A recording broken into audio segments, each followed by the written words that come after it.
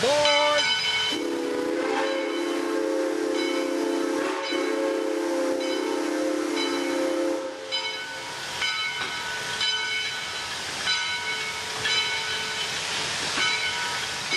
What are you doing here this evening? Well, I came to see what the One Bay Area has in mind and what they want to try and tell the people what they want us to do.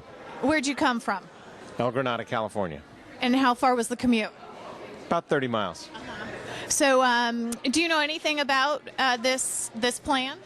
The only thing I know so far is that there is a plan and that they now want to find out if the public likes it or not. So I want to go see it so I can decide if I like it or not. I'm trying to find out what's going on. It seems to be some amount of planning and spending of a lot of tax dollars on something that I don't know about. So, Is there any? So, how much do you know about the plan? well, what I've heard is that there's something related to mass housing along the rails, and that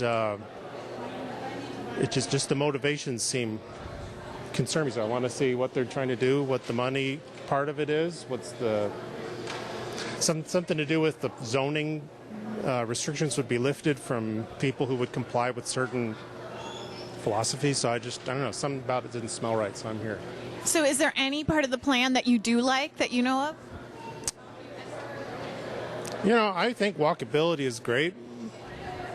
I think I'm a bike. I like to ride my bike. The part that gets me is this concept of social equity being a factor in the allocation of tax dollars and bypassing environmental laws for certain things. And maybe none of that will materialize, but I want to at least see what's going on. Can you tell us what you're doing here this evening? Well, yes, I've heard that there are plans afoot to rezone localities and to impose restrictions on city councils as to how they handle zoning in their towns, and apparently it's being orchestrated by regional agencies, and I, like many people, had no clue about this, and I just decided to come down and see if I could learn something. But the other thing is, I also read by looking at websites that the greenhouse gas emission requirements are underlying this entire effort. And I have a science background, and I've done a lot of research in this area, and I may have something to say. As well as being a systems engineer and having something to say about the way that this is being managed. So, does greenhouse gas make sense in this plan? No, it does not. And why is that? Well, have you got 2 hours? Okay, I'll make it really short. I'm an astronomer of many years. I've been to solar eclipses. I have measured temperatures at solar eclipses, and I have watched the temperatures drop and then rise at up to 9 degrees a minute. Now, when you consider mankind's that the people who are most concerned about global warming assert that man has raised the temperature 1 to 2 degrees over 100 years, it matches with the fact that the amount of carbon dioxide we put into the atmosphere is about 6 parts in 100 million of the atmosphere. And even if, as Al Gore says, we are pumping 70 million tons of CO2 into the atmosphere every day, and frankly, I doubt the validity of that, but let's say that it's so, that's still only 100 billionth of the 100 millionth of the volume of the atmosphere, and of course green plants soak it up at pretty much the same rate that it goes in. So why would they use a science, and I'll put science in quotes per this conversation, why would they use science to push this kind of science to push this plan through, do you think? Well, because the whole global warming agenda has been orchestrated as something everybody should believe, and if you don't, you are compared to a Neanderthal living under a rock, or somebody who's a Holocaust denier, which I think is particularly vicious. And when you listen to a talk and you are addressed by people even with PhDs after their names who claim that this is absolutely happening, you find that unlike every other kind of scientific presentation, they can't give you any evidence, they won't identify the researchers, they won't have a civil discussion about it, and they get very nasty and angry. And that tells me that they're hiding something which is indefensible. And therefore, I don't think they should be making policy on that basis. So are you for or against this plan? Do you know much about it to be either for or against? I don't know that much about it. I know that in concept, I agree with the idea of having to focus our growth along transportation corridors and to try to be as efficient as we can. But other than that, I don't know about the specifics and how that might impact me personally or my community, so I'm interested in learning more. So if you are for the plan after this evening, then will you go out and talk to other people about what this plan is about and that we should support it? Yes. I'm part of a neighborhood organization, grassroots organization that's interested in promoting smart growth, and so we'll certainly be publicizing anything that are good ideas. What can you define what smart growth is? Well, the idea of being able to utilize existing resources more sustainably, to be able to grow without increasing footprint, and to be able to more efficiently utilize our resources. So we understand you're a developer, is that correct? Yes. And what development company? Do you own it or you work for it? EBONS Development, and I work for them. Okay, and what position do you hold? Are you? I'm Executive Vice President of Development. And what's your role as Executive Vice President? I work on entitlements, and I work on getting financing and work on development. Can you tell us what entitlements means? Entitlements means getting the right to build something in a certain place. And where do you have entitlements? In the Bay Area? In the Bay Area, yes. And are you one of many companies that have entitlements, or are there just a few of you? I think there's not that many entitlements available. There's probably more entitlements available, though, than people can afford to build today because of the financing situation. So where do you get your funding? If it's so tight, where do you get your funding? Well, right now our funding is coming from rents because we only redevelop property. We don't develop fresh property.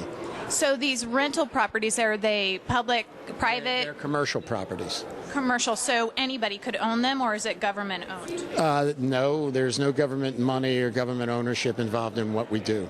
So the development, so you're here and you were being interviewed by I think a government person who's here, hired by the government, is our understanding.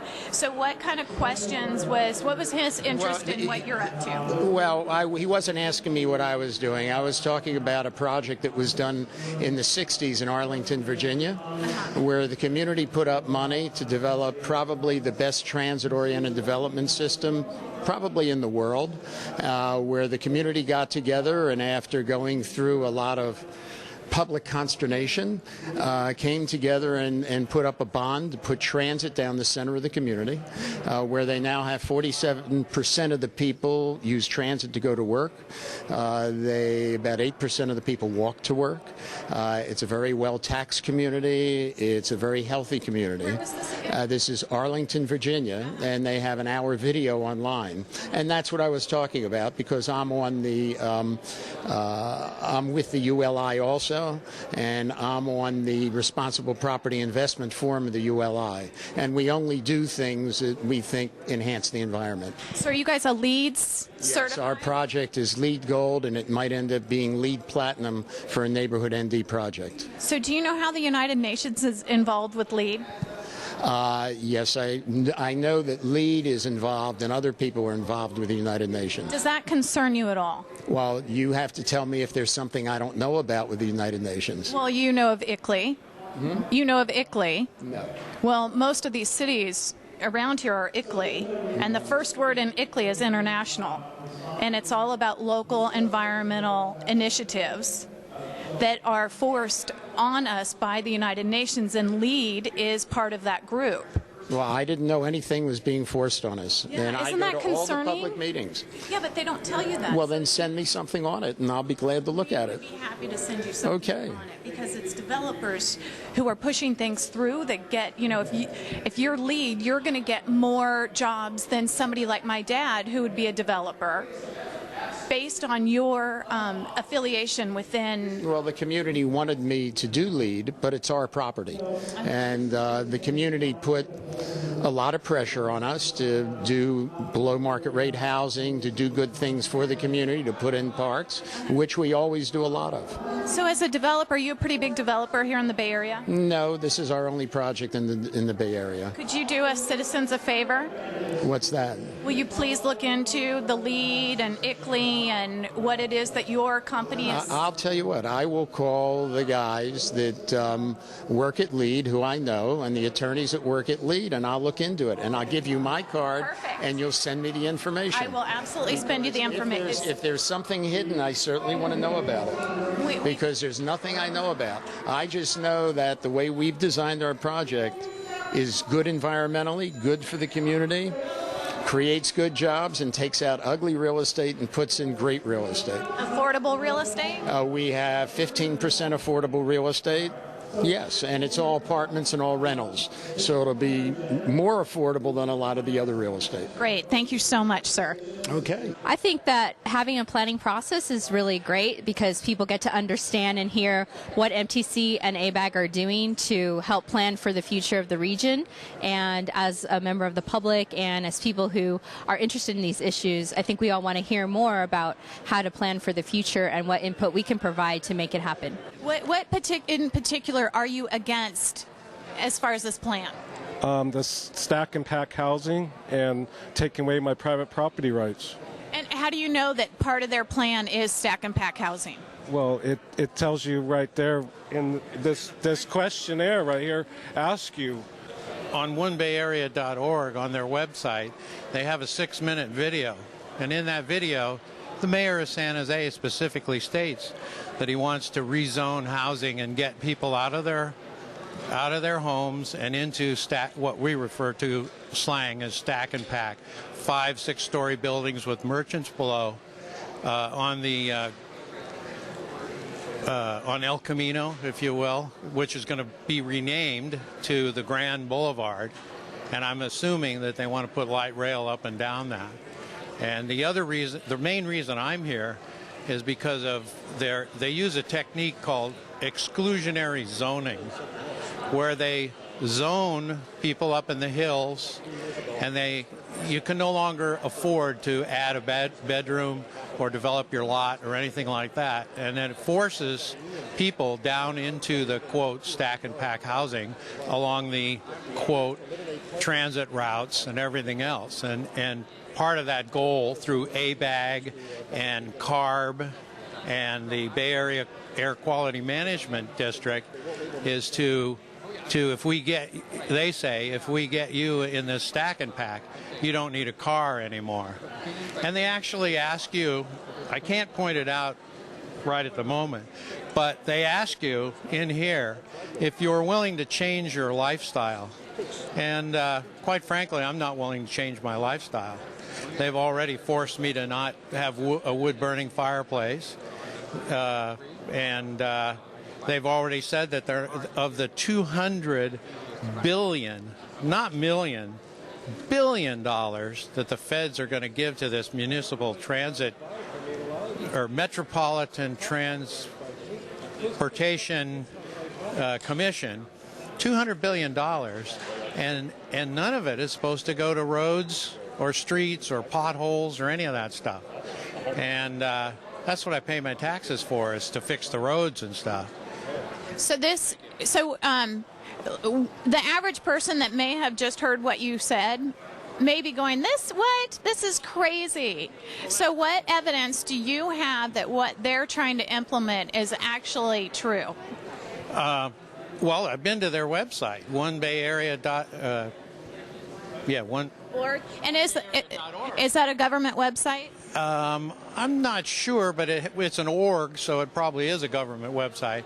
And they interview the mayor of San Jose, a couple other cities, and all that stuff.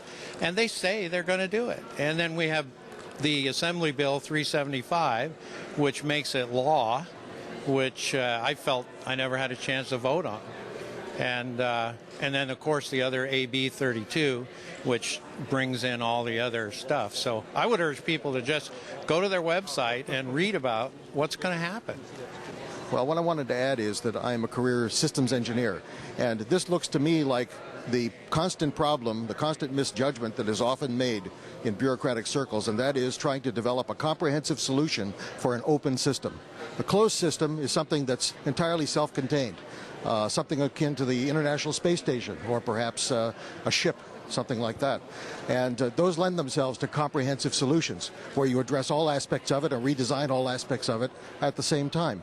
But with an open system, which has a lot of random variables in it, in the case of a human open system like an economy or society, that would include inputs from outside, new resources, a lot of individual private choices and decisions concerning economics, concerning business, concerning where and how to live, what you can afford, things of that nature.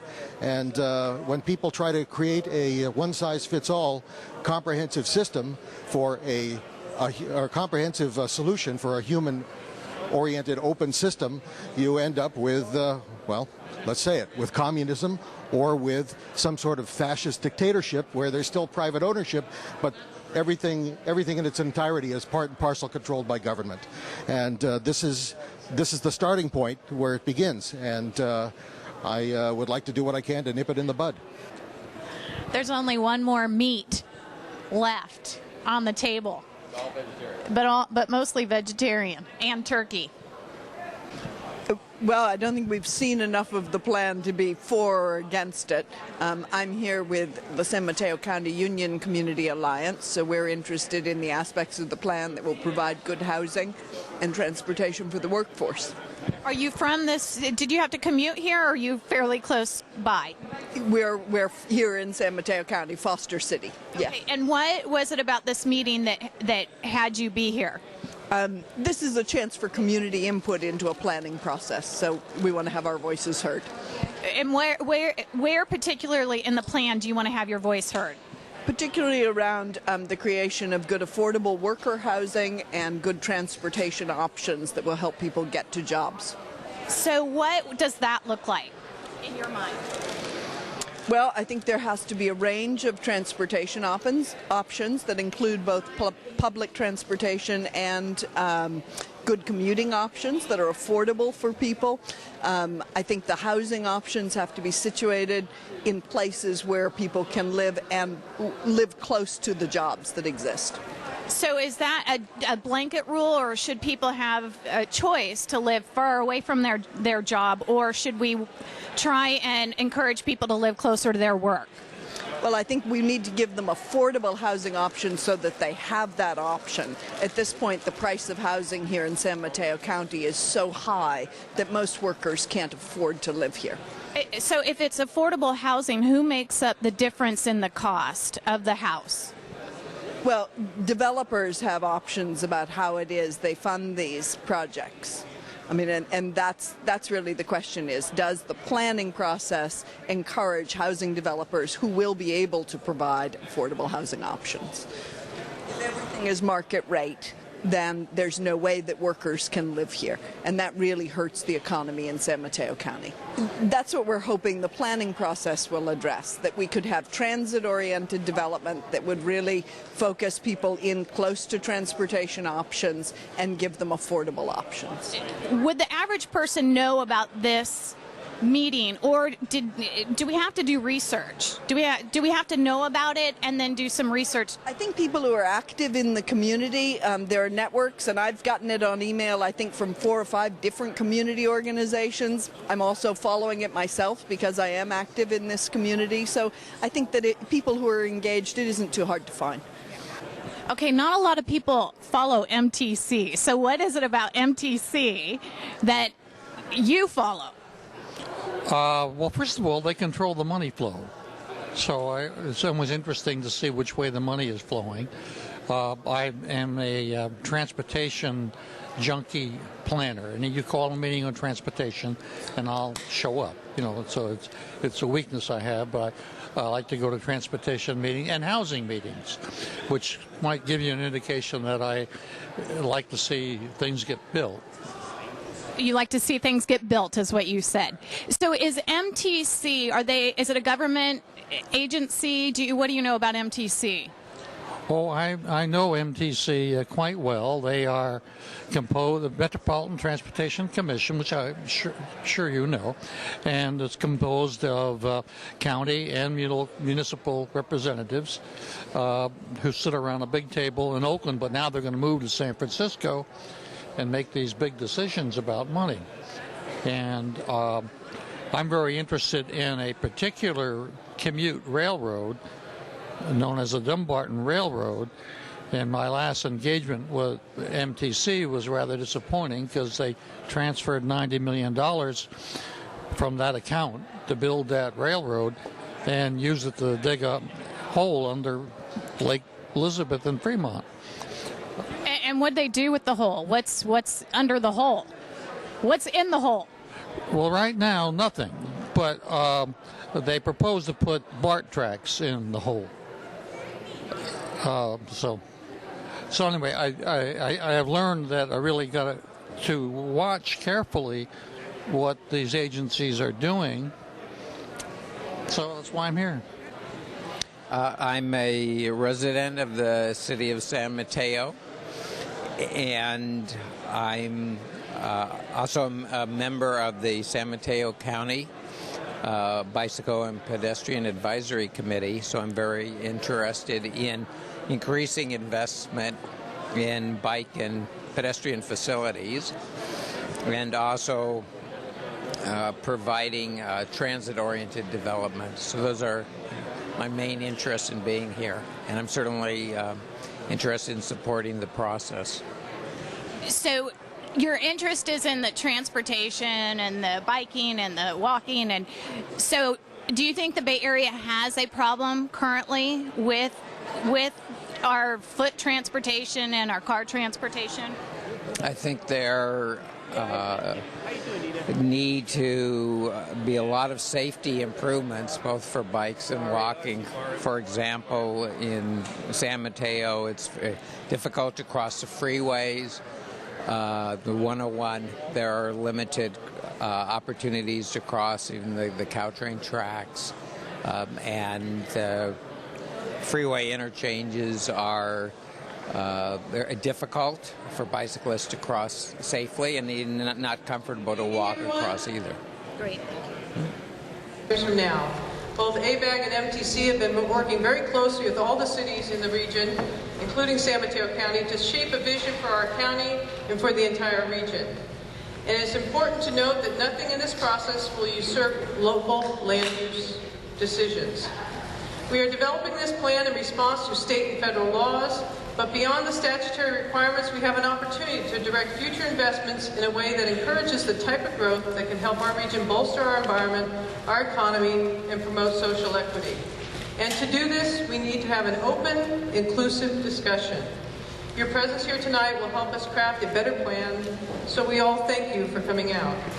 I'd like to emphasize that tonight is about trade-offs. Given our limited budgets and resources, how should we accommodate the projected growth of 2 million more residents in the 9 Bay Area counties between now and the year 2040? What type of transportation system will we need to support that growth? And the question is not if we grow, but how we grow. What kind of Bay Area will we leave for our children and our grandchildren? Will they be able to afford to live here? Will they want to live here? How do we grow our communities in a way that respects local character, but that is sustainable? What kind of transportation network will we need? Times are tough economically, but the Bay Area is a resilient place, and we have risen to similar challenges in the past.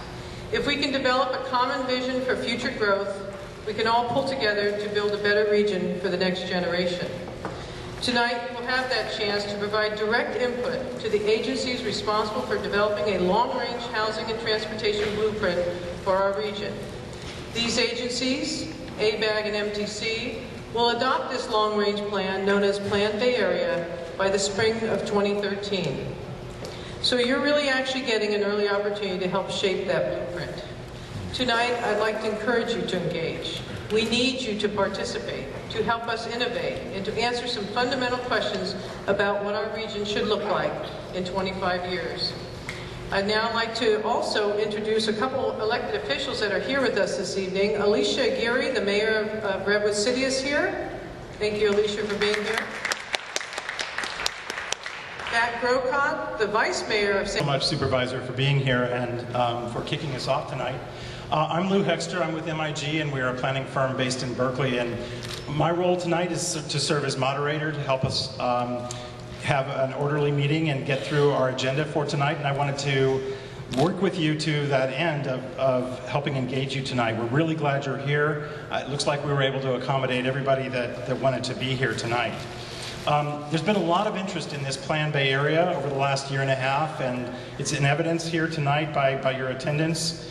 Many of you were perhaps with us last spring when we initiated a series of public workshops in each of the counties to introduce the Plan Bay area process and to engage you on some initial conversations about the direction that we wanted to consider for the Bay Area region to go in the next 25 years. Along with those meetings, we had a public opinion poll, an interactive web tool that was online. We had between 5,000 and 7,000 hits to the website at that point. All of that provided some input to the committees and commissioners as they engaged in their deliberations early on.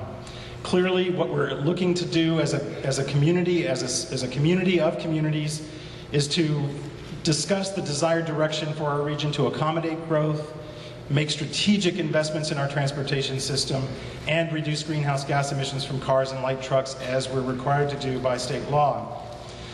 As the supervisor mentioned, one of the key points we heard in those early conversations was about concerns about private property rights, and that the local land use policies would be set aside in this process. And we wanted to address those concerns tonight to help respond to those concerns. Plan Bay Area will protect private property rights and will not change the authority of local jurisdictions to make land use decisions and investment priorities as they do now. What the plan will do is provide a policy framework for how and where future jobs and housing growth may be accommodated, which along with a set of transportation investment priorities and policies will help the region meet targets for greenhouse gas emission reductions established according to California Senate Bill 375. We'll take some questions, and we have a video, as I'll mention in a second. It is the responsibility of our regional agencies, MTC and ABAG, to set the framework and to do so in a consultative process that includes you, the public, and your local decision makers. But ultimately, how we achieve all of these goals will depend on how local communities align with the policy framework. So tonight we're asking you once again to consider how our region, which is comprised of 9 counties and 101 cities, 7 million people, can grow while preserving those qualities that we value about our communities and the resources that can support our quality of life. We are not going to all agree on how to do this, and we're fortunately not expecting consensus to come out of tonight. But we do hope to answer as many questions about the planning process as we can, and to invite you to share your ideas and suggestions about the choices and trade-offs that are necessary to make our future happen. And we also wanted to share some of the information that is helping all of us visualize what that future might look like. So looking at our agenda for tonight, you'll see that we have a brief video that provides a background on Plan Bay Area and the process. We're going to have a brief comment period after that video to answer any questions of clarification about the process and about tonight's program. So you'll have an opportunity to address staff at MTC and ABAG for a brief period of time. The main part of tonight is asking you to visit a series of stations on transportation investment priorities, on land use, and complete communities, land use decisions, and also we have a very exciting visualization tool that we would like to show you tonight that helps, as I mentioned, us visualize what the future and choices might look like. We will come back at the end of those stations to have a round of questions and answers. As a large group, we hope everybody will stick around. Some of the station content will undoubtedly provoke some ideas and questions that you have, and we are hoping to answer as many of those as we can tonight. So just a few ground rules before we start, and I really would appreciate everybody adhering to these. We'll try to get to as many of you as we can. First, if you have a question or comment, please raise your hand and I will respond to you in the order that I receive. Because we are such a large group, I'd ask that you keep your comments concise and to the point so that we can have the maximum number of people participating. I probably will need to enforce a 1-minute rule so that we can get around to everybody, and if there's time, we can come back. And I just want to say it is perfectly acceptable to disagree with a person's point of view, and we're expecting to hear from a lot of different viewpoints tonight. We ask that you do so respectfully. And lastly, because again we're constrained a bit on time, and tonight we have offered to you the comment booklet that you picked up tonight. Those are very important to the process. We read and record absolutely everything that's written there. They become a part of the documentation of this effort. And we also want to say that if there is a question that we aren't able to answer tonight, that we will be posting responses to all of the questions on our website. The web address is on the bottom of your agenda. So first of all, we want to know which county you live in. So number 1 is Alameda, in case you can't read this, 2 Contra Costa, 3 Marin, 4 Napa, 5 San Francisco, 6 San Mateo, 7 Santa Clara, 8 Solano, 9 Sonoma, and if you're outside of all the counties or it doesn't apply, push 0, I think is number 10. So all age segments of our communities are represented throughout this outreach process. Let's go on to the next one. These are voluntary questions, obviously, so but your participation helps us document how we're doing in terms of outreach. Pardon me? Why is that important? That's ridiculous. Again, our role in this outreach is to make sure that we're all American. I don't understand why you're asking that question. And you don't participate. Yeah, that's really not you're not answering my question. She's got a good point. Why are you asking that question? This is one of the... Why are you separating us by color and race? That's ridiculous.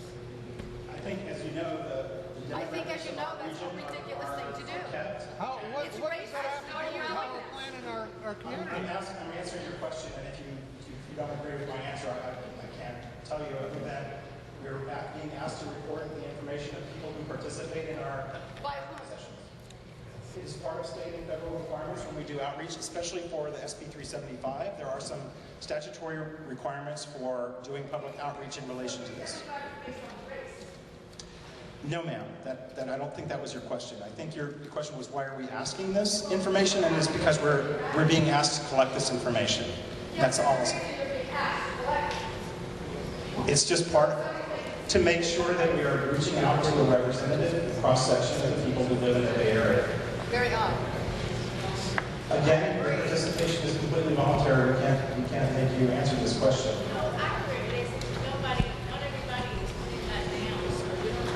If everybody is not participating, then you're right. We aren't going to be collecting.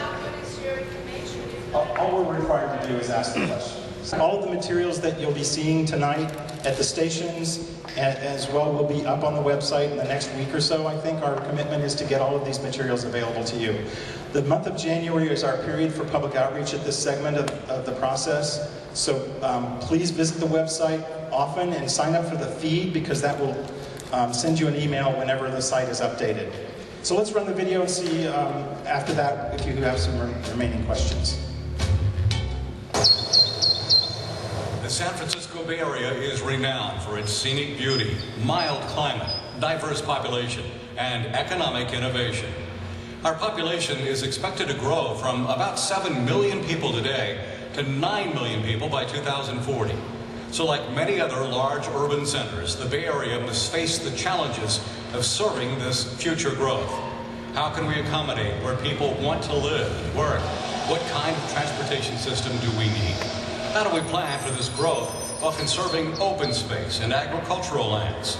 And most importantly, how can we sustain our region's wonderful quality of life for future generations? That's what Plan Bay Area is all about. It's the most ambitious effort to date to create a long-range regional land use and transportation blueprint. And Plan Bay Area still has a transportation element, but the most significant difference is that it also will have a very large housing and land use component. And so what we are doing, I think, really for the first time in our region, is knitting those two very related subjects together in one plan. Corresponding, you have to do something that's job related. That could make it work. Public participation is key to the success of Plan Bay Area.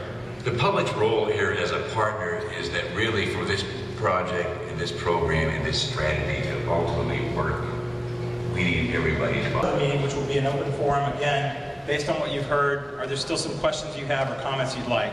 And I'd like to recognize Ann Flemmer, who's the Deputy Executive Director from the Metropolitan Transportation Commission, who's here to answer some questions for you. Miriam Chion from Association of Bay Area Governments, she's a Principal Planner. And we're going to try and answer as many questions as we can in the next 10 minutes and before we send you on. So I'm just going to call on names. Let's start with this woman back here. First of all, you keep talking about private property rights and local control, and yet you're talking about regional government. Secondly, the only way I know of that you can institute things like the light rail lines, and I've been reading about the Bay Area plan online, is eminent domain, and that's a total conflict with private property rights. So I really have issues with that. Because it seems very deceptive for you to say that we're going to maintain local control, and yet MTC and ABAG, I presume, will be in control of, I think it's $200 billion, and you're going to hold the purse strings tight if the local people don't comply. So that's not really giving us local control, it's a carrot and stick approach. And then you also talk about promoting social equity. I would like someone to please define social equity and then tell me what it has to do with transportation dollars. Okay? Those are the questions. Maybe have just a few moments to respond if we can to those. And the first one was about respecting private property rights, yet this seems like a regional driven plan. So, Ann, do you want to address that? Sure. Happy to. Thank you again for everyone being here tonight. This region is formed by 101 cities, 9 counties that comprise the membership of ABAG, as well as the representation on the regional government of MTC for transportation. Our efforts have always been to recognize fully the input of local governments and in turn the input they receive from their citizens in order to promote the types of investments that they would like to see locally. And it is the 2 regional agencies who take in that input from all of the different governments to set priorities for the region, because as a region, it needs to thrive as a region, and it's a collection of all community input that we're looking for. That doesn't answer social equity. Social equity. To this response, and again, there will be time in the stations if you will want to do follow-up and get into the specifics. The authority about land use decisions, land use controls, designating zoning, defining eminent domain resides in the local government. That's a local authority, and that is discussed at the council level. In terms of social equity, the core effort of this plan is to ensure that we provide the range of options that are desired by the various groups in our region, by the various income groups, by the various social groups, by the various communities, by the wide range of places and cities that we have. So Tina, can you... What is social equity? This woman right here. Well, complete the question. What is social equity? I think, can we go on to the next question? No! Answer the question. Answer. Don't go on until you answer it. Social equity. You mentioned that you have overarching goals with this plan to protect farmland and open space. And I'm wondering what kind of policies are you going to put in place to make sure that cities that continue to build on farmland, or cities that consider filling in San Francisco Bay, do not get these precious transportation dollars for those new communities in the wrong places. Wait a second, is it farmland private property? So you're trying to control the purpose of one of the core elements of this regional effort is to find the appropriate locations for the population growth, for the employment growth, in ways that we do not take on new open space, on ways that we do not take on greenfield development or subdivisions. To the extent that we can accommodate the growth within the urban growth boundaries, that's the main intent of the plan. Furthermore, local jurisdictions have designated what we call priority development areas, and again, we can go into the details, but the idea is that regional funding, local funding goes to support those priority development areas where we can concentrate some of that growth, while at the same time supporting the priority conservation areas, which are areas that we all collectively have identified as areas that we need to retain and preserve to support the quality of our region, the environmental quality of our region. And if I may, I think just I heard differing points of view on this. One woman concerned about developing on those precious open space resources, another person feeling like that would be an abridgment or of private property rights. So I think that illustrates different points of view.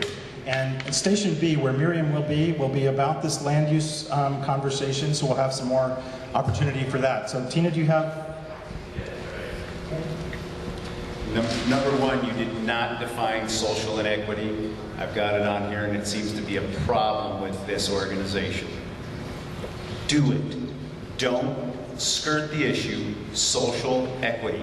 By the way, you're required by SB 375 to do it. And if you'd like me to show you, I will. Number two, you're talking about the local communities are going to deal with the eminent domain issues. Your plan by law is going to go through somebody's backyard. You're going to make all of the recommendations to go through somebody's backyard. And then you're going to task the local governments to use their power for eminent domain. And you're going to have what's called plausible deniability. I wasn't involved. And making $265,000 in 2010, I think you should be able to give us a little bit better response. Our tax dollars pay your salary right here, if anybody would like to look at it. Now, somebody that I'm paying $265,000 for should be better prepared. This is not the first dance you've been to. So when somebody asks you what social inequity is or eminent domain, don't shrug it off on the local communities. You are going to instruct them what to do, correct? All right, thank you. So, social equity, we gave a definition. No. I think we did. So, this lady over here, this lady over here, yeah, in the back. Is it me? Right there, yes. Yes. Okay, great. I was filming anyway, but when you talk, I promise you'll give it back to you. It's a wrestling match. Who is doing these plans? You say you let the local community and the local government do the eminent domains or whatever it is that have to be done. If somebody is paying those people in the local community to do that, and if they don't do what you want them to do it, they pull the strings, and they have no money. So that's how you are really controlling the local community. What they don't know is that the city councils and the mayors are going to lose power, because if we become a region, they're going to be passé. You don't need them, because we vote for them. We don't vote for people like you. We don't vote for people in the region. So they are losing control and you're gaining control, and the reason you're doing that is because you're holding the purse string that is the enticement for them to do what you want them to do. And you're bypassing the states eventually by creating regions. We don't want that. It's not in the Constitution of the United States, and I'm all against it, and I think that this is a whole bribe that you're doing to trying to buy the people off. Okay, so your concern is about the regional agencies ultimately taking over the authority of the locals. Okay. Okay. So let me say we're do a time check. We're at 6:05. This is the time that we are scheduling to go into to our stations, and I'd like to do that. For those of you who still have hands up and are still interested, I'm sorry, we haven't. I'm sorry, we haven't. You'll listen. I'm giving you an opportunity. What these people have to say. I'm giving you an opportunity, sir. Just one moment. All right. The break. I think I explained the process tonight, okay? Just answer the question. We have, hold on, folks, just listen up. I'm going to describe the process, and we can vote to see if you all want to continue with this or not. So it's 73% We again? have, there's an option for us to continue the Q&A over here and allow the rest of the agenda to participate. There is a question and answer session at the end of tonight. When we come back, and after we've heard the information that we had to get from you, and from 7 to 7:30 is our time. I'm sorry, from 7:30 to 8. So let's take a vote. Answer the question. No. Come on. Just one moment, we're going to see how many of you would like to continue with our program as scheduled. Okay. I see a lot of hands up, and I want to answer the questions, but we also have some other activities that we wanted to engage you in tonight. Okay. So this is the question we're at this point. Some of you would like to continue with the questions and answers right now. Others of you are perhaps interested in continuing to go to the stations and have your input at those stations. So please use your click voters. Question 1 or question 2. Hey, you did this last night in Santa Rosa. I'm sorry, this is the process that we have. And if this is the process that we have. At $265 grand a year, you should be able to be flexible. 60 people are voting. Can we see some more votes? We're stalled out there. Okay. We got 63 votes. Let's see where we are. Let's see what the group would like to do if we want to continue. All right. Bullshit.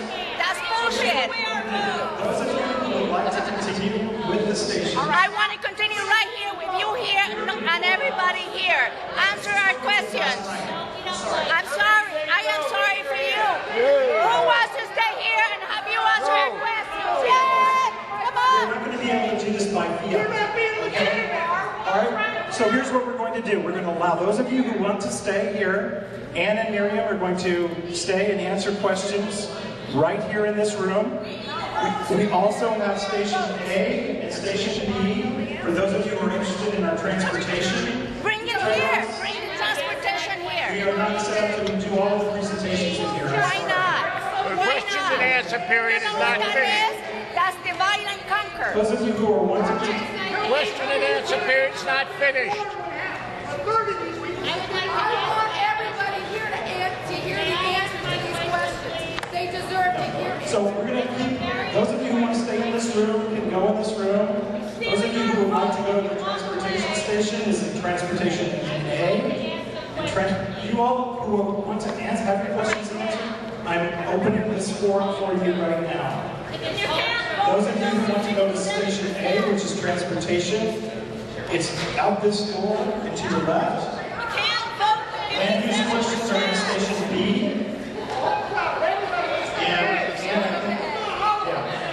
Ann is going to stay and answer whatever questions you have here.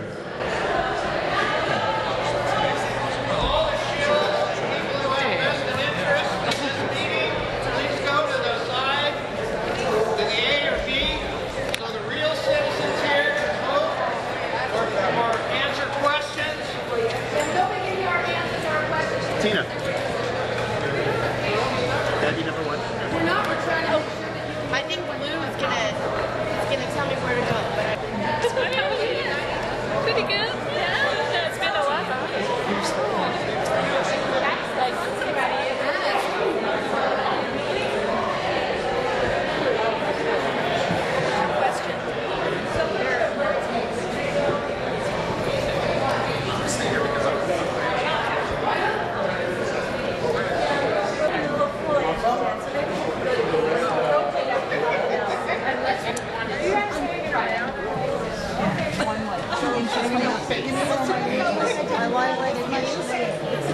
Yeah, we'll explain that after. There'll be a time where everybody can get up and sit in there.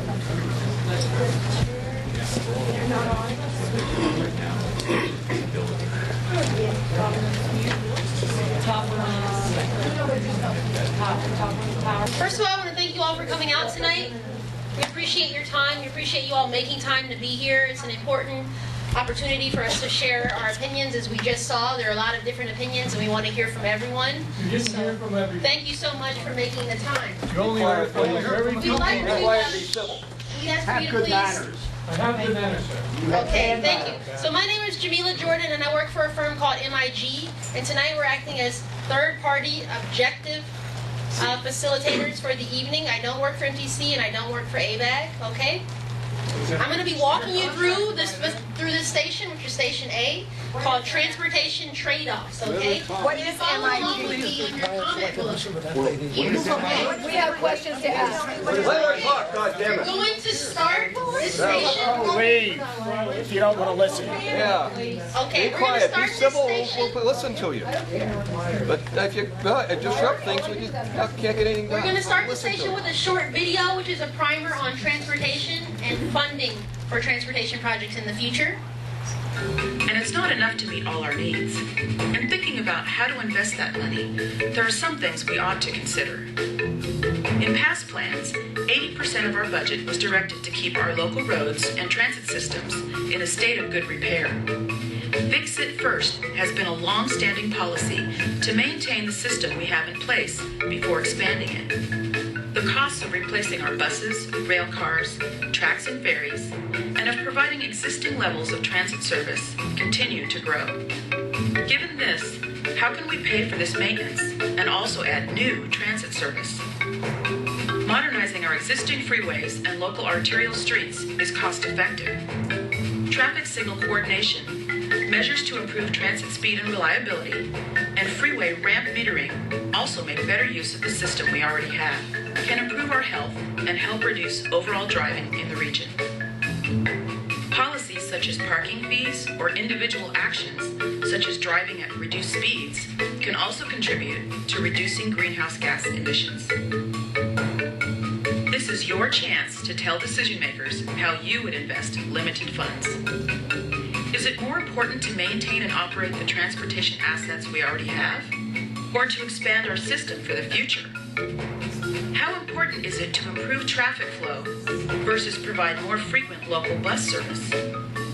Would you rather increase the number of freeway lanes for carpoolers and bus riders, or extend commuter rail lines such as BART and Caltrain? Would you support additional fees or incentives to complement our investments and land use strategies? We need your input because these are the same questions the MTC commissioners and ABAG board members will consider before they select a transportation investment strategy and supporting policies for Planned Bay Area. So tell us, how would you invest?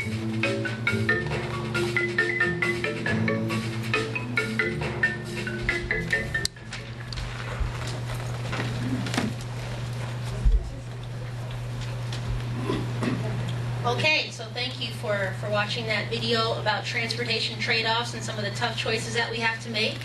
What I'm going to do right now is walk you through the activities that we have planned, and then there'll be a brief time for some clarifying questions. Okay, so you can please follow along with me using your booklet that you have.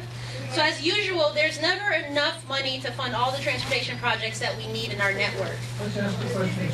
A number of potential investments will be considered as part of Plan Bay Area. Not all of these items will be funded with limited resources. We'd like to ask you to help us make some of the tough choices, some of the hard choices that MTC and ABAG's board members have to make. Well, give us the information we need to make those decisions. In a minute, I'll ask you to stand up and make your decisions using the tokens that you all have when you walked into the room. So you won't ask any questions. There are 3 stations where you'll be asked to register your vote using your tokens. You're not interested in our responses. I'm going to very briefly explain the topic at each of the 3 stations. Then give you about 10 minutes or so to vote with your topics. Vote with your tokens, excuse me. After we finish voting, we'll have a moment to come back and discuss as a group the priorities and decisions that we made. Get out of my face. Okay. Excuse me, but you're in our face. Okay, so why don't you let us all vote? We're going to need security. I'm going to ask you to please calm down. We're going to have to ask security to come in. Call the police.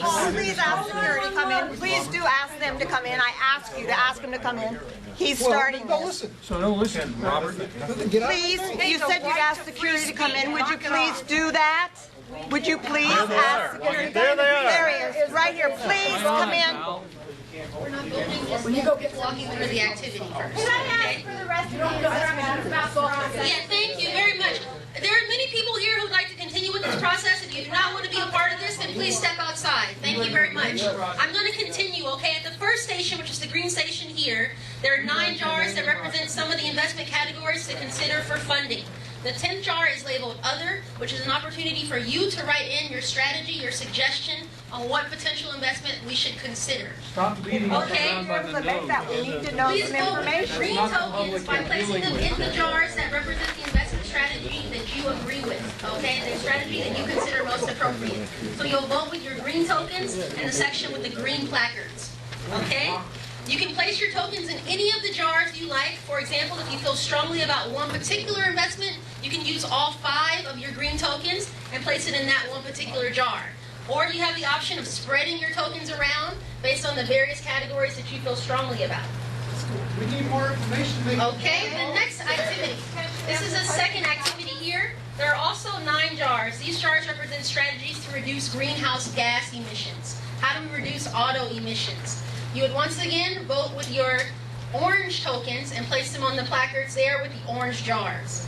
You also have the option, once again, of a 10th jar, which is labeled Other. Once again, you can write in your own strategy or suggestion. You simply replace a token and you receive a blank card, such as this one here, and you have the option of writing in your own suggestion. Okay? I'm going to go ahead to the third section. For the third station, we're asking you to consider how to make our public transportation more economically sustainable. Use your yellow tokens for this section for whichever investment strategy you happen to agree with. Once again, there's the wild card, the blank strategy option, where you exchange a token for a blank comment card. Okay, so these are the activities we have for tonight. You have about 10 minutes or so to go ahead and stand up and place your comments and your various selections in your jars. And I'm going to ask that we have about 5 minutes or so for brief Q&A. If someone wants clarification, simply clarification on the stations here. Are there any questions? Yes, this whole arrangement, this whole process is one insult, one large insult to your audience. That it has been no... It's not process. Oh, shall I phrase a question? When you put this together, did you intend to insult us? Or is this Ask about the process. So if I could, I could actually cover a little bit clarifying issues that... You want me to ask my question again? No. Did you have a question? The audience would like me to ask another question. The audience does not want you to ask another question. So I'm going to go over some of the policies that are presented here, just in case, for a little bit more clarification, because I know that they're not sometimes things that we hear every day about. So one of them is a commuter benefit ordinance. It may not happen today or tomorrow, but I'll tell you, you talk to thousands of people that are in control of redevelopment agencies across the state, and on that last week or a year ago, they thought they wouldn't be without a job or without funding. Right, definitely. Well, I want to thank you for articulating some really great points. I hope Dave is capturing this, but this is just an announcement for all of you. In the event that your comments are not being recorded, I hope that you're writing these down. This is a very important set of perspectives that we definitely want to have articulated for the Commission and for ABAG as we move forward. So this gentleman's been waiting for his chance, okay? We'll open it up by saying why are you here and what are your concerns. I'm here because I'm a senior citizen. I'm an Air Force veteran serving 5 years in Korea for freedom. And when I came back here, I bought my property and built my home, or tried to raise my family. When I got here, I bought the property, and then I found out that there's a 38-year moratorium on wells and water hookups. That would have stifled me, because it was a regulation, and they had the option in that municipality, Montero right here. I couldn't get water until I could get that cleared, agriculturally zoned, etc. Right. I had homestead exemptions, and when I went to get that property and get that house built, I hit regulations, of course, talk about excessive regulations that we're concerned about. If this home could be seen from a scenic corridor, which is Highway 1, you can't build it. If the chimney sticks above trees or the ridge, you can't build it. Now, I don't know who ever said, with California being what it is, we had San Joaquin Valley was a breadbasket for the country. We had a great education program. I wanted to come to California. I came to California. But I saw the option of private property regulation, excessive regulation, stifle and have people leaving here and our educational system go down, one after the other. And here we are now compounding it again with the new visions. And it's incrementalism. It'll be 2015 before this really happens. So we just nibble off one little piece here and we'll reinterpret it a little bit more different. It'll be more encompassing. More people's lives will be stifled because of it. That's why I'm concerned. I'm concerned, and that's what we are hearing. There's a wave across the country that says government is not serving us. Government is taxing us excessively to give us regulations we don't want. And basically, my last point is the free enterprise system that lets people want to have whitewater views of their property or mountaintops or grow whatever they want to grow. The San Joaquin Valley was shut off because they wouldn't give them water. And they were getting care packages from China for the families of the farmers. A lot of the fruit trees and everything that were there for centuries are gone. They dried up. It's a desert. Don't turn it into another one. That's why we're here. That's why we're concerned. Right. So as you said, excessive regulation that doesn't seem to serve the benefit of the property owners. Yeah, but when you have the right to restrict areas, and it's not even a state issue. It's a zone now. You have Arizona, Nevada, and California. So the people we elect to try to represent us don't get representation. Okay. I mean, you understand what I'm saying to you? And that's why people are mad. They're angry about this. And they got a right to be. And one thing they all can do here, anybody who comes to these meetings, is realize they got a right to vote. Yes. And if they vote for the right people and get rid of the wrong people, they can make a change. And it's coming. Okay. Thank you. Appreciate that. Let's keep going around here. We have this gentleman who's saying... I want to thank you for your time tonight, and also want to second the recommendation about the question and answer period. I think having us in here doesn't let us go in and participate in the rest of the process, and I don't think that's a good idea. That's not fair. It's splitting us up, and we don't have any input on the other side of the program. I hope you will. Well, I plan on it. My main point is, in the movie, I believe it was the ABAG executive director said that part of his justification for his plan is rising sea level in the Bay Area. That was a point mentioned. It wasn't by the ABAG person. Well, whoever it was. Yeah, the Bay Area. And the implication there is that rising sea level is due to increased greenhouse gases. When you look at NOAA's own data, the U.S. government, a plot for San Francisco, I have it right here, there's no change during the period that the greenhouse gases were increasing. And I want to know how you justify using greenhouse gases in rising sea level when they're not linked. Okay. I didn't hear... I don't know. I didn't hear that linkage. I didn't hear that linkage being made, but Steve Goodbeck, he alluded to that. Yeah. Okay. All right. Well, I missed that message. So the question that you have is, how are those linked? Sea level rise and greenhouse gas emissions. How are those linked? Okay. I didn't hear him linking. Tina. He is using that as justification. We have another question for part of here. his plan. I have a question for the lady. Well, I didn't get an answer. I don't have an answer for you, but I hear your question. I have a question for the lady up. ABAG. You knew the video enough to say it was ABAG, but he couldn't answer your question. And he's a facilitator, but he knows all these questions. Excuse me. No. Ed is the expert. My answer was, I think it was the Bay Area Conservation and Development Commission. He said ABAG. No, he said ABAG. Okay. It was the BCDC person who talked about sea level rise. I didn't hear him link sea level rise with greenhouse gas emissions, but Anne, maybe you are more familiar with this topic than I am. The Bay Conservation Development Commission is a third regional agency. They're responsible by state law to protect the bay around the entire shoreline of the bay. And their analyses involving multiple factors, greenhouse gas emissions being one, to create a sea level rise concern for the bay. And that's what I can tell you today without Steve being available to answer directly the science and the formula and the estimates that have been done and the tracking of the sea level rise.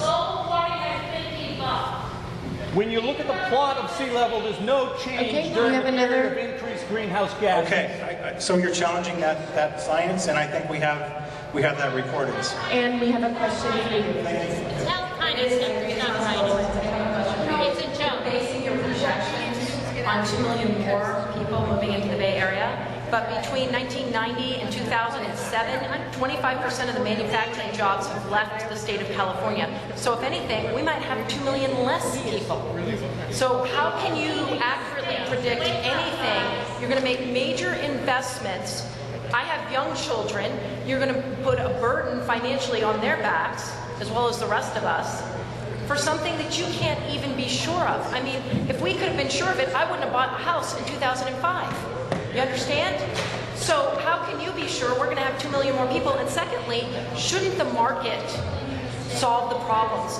So if there's a housing need, we're going to build houses so we can sell them. Secondly, if you build homes for 2 million people, you might end up attracting even more.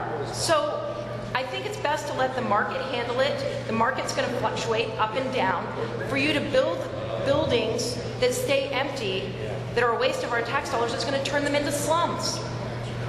How can you do this? How did you make that calculation? So again, just paraphrasing what you were asking about, People are leaving the state, businesses are leaving the state, the housing market is depressed, no one is building houses. They could care less what we're saying. They've got the agenda. Okay, we heard you, move on, move on, move on. And they have Tiny Tim writing up there. Do you believe they have this Tiny Tim kid writing all this stuff? It's just a joke.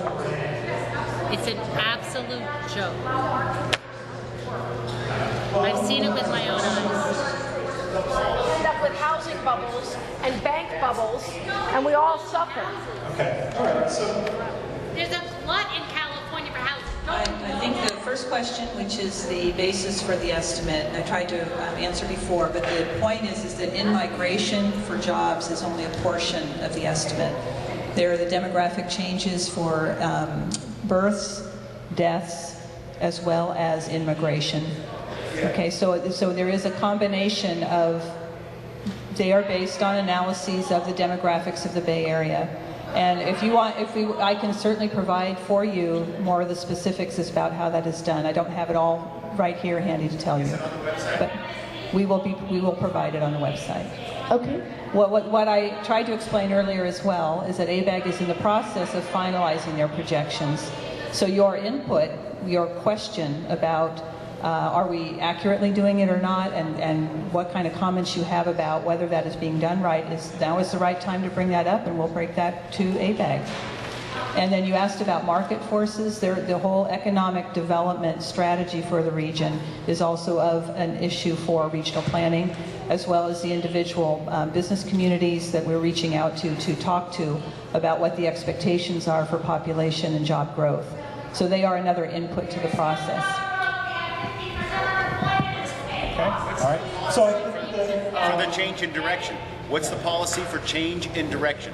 If you're projecting this and it goes in this direction, being the policy director, what do you do? Are we going to be a buggy whip society? Are we going to build a whole bunch of buggy whips and then to get your input as to what the policy directions are? I don't have all the answers. That's why we're here. Can I ask you policy? Policy. What's the policy? Here's the input. Quit destroying our lives. That's the input. guys, we can't have a meeting like this with people talking over each other. I'm just, she has the mic. She had the mic. She gave it to you. Policy. Policy, what happens when the economy, the environment, the Bay Area alters in a direction that you haven't foreseen? Is that what you're asking? What's the policy if it goes in a direction where we can't sustain $200 billion worth of transit growth? We can't put the housing in because there's no people to live in them. You're the top dog. You are the top on the list. There's nobody above you except for Steve. You are the policy director. You should know what the policy is if everything goes in a different direction. What are you going to do? You're going to just sit there and keep building? Are you Sarah Winchester with our money? No. MTC is not building anything. The plan is established. I'm just paraphrasing it. The plan is established based on. Yeah. We identify in the plan what the expectation of growth for the region is and the impacts of that growth. Over 80% of the current funding, the $200+ billion that is referred to, is simply to maintain the system we have today, not to expand dramatically. And so what is our responsibility as a region is to identify what those needs are to sustain the Bay Area. And if we do not meet the opportunities and for investment because there is a decline in the economy, that is exactly what the plan lays out, is to be able to say what are the options that we have should that be the case. Investment indicates profit or loss. Are we looking at profit or a loss, or are we just spending money?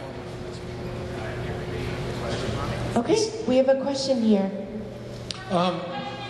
As the mayor, well, first of all, onebayarea.org, is that you? That's the website. It's capturing all the information on the process. Okay, in your 6-minute videotape, the mayor of San Jose says exclusionary zoning techniques to get people off the land, and perhaps I believe it's tied into what the Ag Commissioner asked the question about the farmland, to push everybody down onto these flatlands and corridors. And that's where we farm, is on the flatlands. And so do you plan on using exclusionary zoning techniques to get people off the land? No. Okay. Those type of things have already happened. The zone, and using the Delphi meeting techniques, the county of San Mateo tried to zone out Emerald Hills from any more building. And when you zone things off for no more building, including additions or anything else, and using techniques like outrageous fees and design review committees, then you end up chasing people, exclusionary zoning techniques, out of the hills. And then I would envision that when the value of those homes in the hills drops to zero because of your techniques, then you will come in and buy them up for pennies on the dollar in order to get us to move into our stack and pack. Yes or no? I don't know if that's a question that Ann can answer. I think your concern is that those kinds of policies impact property values and people's ability to do what they want to on their land. Is that a... No, that you will use those techniques. The MTC, ABAG, and regional governments do not use those types of regulations at all. We don't have the authority to do that. Your input at the local level is where that discussion takes place, and the cities and the county for unincorporated areas would make those decisions. Okay, I appreciate that answer, but I don't accept it because you always play off the region against the local when it's convenient to answer that way. And vice versa, you say the local, which is what we're all concerned with, local stuff, and you then say, well, it's a regional policy. And I think you really, truthfully don't understand that kind of unacceptable answer. So, if I can, again, paraphrase what I heard you say, that while these are local decisions, I think several of you are saying that the result of the regional policies are to promote this kind of decision-making at the local level. Is that what you're saying? Is that there's a connection between what what the regional agencies are doing in this process and what the local agencies are doing in response to this regional policies. Well, yes, because Okay. So the folks that sit on the MTC and ABAG are representatives of the local jurisdictions. So those are the folks that are coming together, representing their local jurisdictions, and in conversation and coordination as a regional body, agreeing to these policy ideas, this plan. You're representing our elected representatives? Isn't that what you just said? What you said? No, that's not right. No. You said they're representing. He said your locally elected officials sit on our decision-making boards. That's what they are. So our supervisor is the Right. president of MTC. That's what he is saying. Right. So I think another venue for these kinds of conversations is to talk to the folks that are sitting on the commission and the ABAG board. This is one venue that we have to communicate back to them about the public input process tonight, the concerns that you have about the impact of the regional plan on local policies. How about a debate? That's a fair thing. So again, we want to answer as many questions as we can tonight, so I want to move on and just see what else we can answer for you tonight, or try to go ahead. I would just like to know, as planners, do you speak to your cohorts in other states? Are you aware of what happened in Portland? They did this in Portland already. This has already been done before. Light rail transit everywhere, stack and pack mixed-use housing and retail and office space. It's been done. It's been a dismal failure. Public transit ridership is down, below what it was before they started. Have you read this information? Are you aware of it? If you are, how can you be ascribing this for us here in California? Don't we learn by others' mistakes? So, also Anna is a staff person. She's not on the policy board, but so you're citing the experience of Portland as demonstrating how some of the policies that are contemplated in this plan have been a failure for... Exactly. You said she's not on the policy board? Policy person here. She is the policy person. I think what we're reflecting today, we have many, many opinions about the quality of the investments that are made in places like Portland and elsewhere. When we go out and talk to the region, or even other rooms in this particular meeting, we are hearing perspectives that would be supportive of the type of investment that is being discussed for this plan. So the purpose here is to get the balance that you're presenting, your perspective on what has happened from your point of view and where the region should go, and that's what the purpose of this meeting is. We are well aware of what is happening in other parts of the country. Not all of it's been successful, but there are many places, including the Bay Area, where we get quite a bit of input to move in a direction that you've heard about tonight. What I think the... What's the city, the model city that we're following? People have been waiting. Just a second. Go ahead. Here's another one. Tina? Well, what I'm really learning by watching you speak to us is that you seem to parrot everything that people say back to us. It's a very interesting process. The lady over there, I'm not quite sure your name, ma'am, but you seem to go into this robo-talk of description of stuff that we're all aware of. I think, unfortunately, the basic, which I've learned tonight, the premise for this entire process is flawed. It's based upon population growth, greenhouse gases, controlling emissions, and decreasing our carbon footprint. And the three basic ways that we're going to do that is by decreasing the amount we drive and travel to places. And you don't need to shake your head, sir. I got it. Greenhouse gas emissions, as far as I'm concerned, are going to have a real big problem, considering solar panels are not really going to be the way to go. Solar companies in California are going out of business. And I'm saying this to educate you because you obviously don't know this, because if you knew this, you would amend your plan. Secondly, the population in California is decreasing, okay? It is not increasing currently. And that's primarily due to the fact that the economy here is so piss poor. Companies are leaving the state. Okay, that's number 3. Maybe you got it, maybe you don't. Honestly, I don't care. Okay? Third thing is, people like their private property. Okay? In the United States Constitution, Article 4, you cannot take someone's life, liberty, or process, or property without due process. Okay? There's a case coming before the Supreme Court this year about a couple in Idaho that bought a tract of land. And after they started to fill it, they were told to halt by the EPA. Okay? 4 of the justices are severely in favor of siding with the couple. Okay?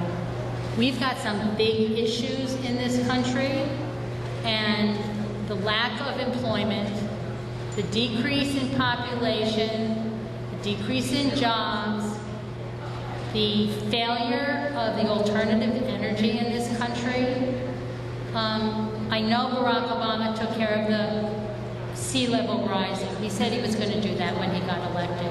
So we don't have to worry about that anymore. But the bottom line is your premise is flawed. And do me a favor, 2 things. Don't shake your head at me and tell Tiny Tim to stop writing on that board. Because the bottom line is this. We are in the 21st century. Give the kid a computer. If you really have any desire to write down anything we say, which I really don't believe you do, because honestly, the agenda is set. I have been to Plan Bay Area. I've pretty much read the entire AB 32 and the scoping plan. It is totally based on false greenhouse gases, and just about one of the worst things that Arnold Schwarzenegger could have ever done to this state was sign AB 32. So, whoa. So in conclusion, in conclusion, I respect your position, and I really applaud your tenacity. You really stick to the agenda really well, and I find it quite entertaining. Debbie Wasserman Schultz has taken on the name by me of Motor Mouth, because every time she talks, I think of a motor mouth. Someone turns the key and she starts to talk. Unfortunately, the lady standing next to you doesn't garner as much of my respect, because when she starts to talk, it just like goes nowhere. So thank you very much for your dinner. It was very, very nice. But I think we're going to have to go further higher up over your heads in order to take care of any of this. Thank you very much.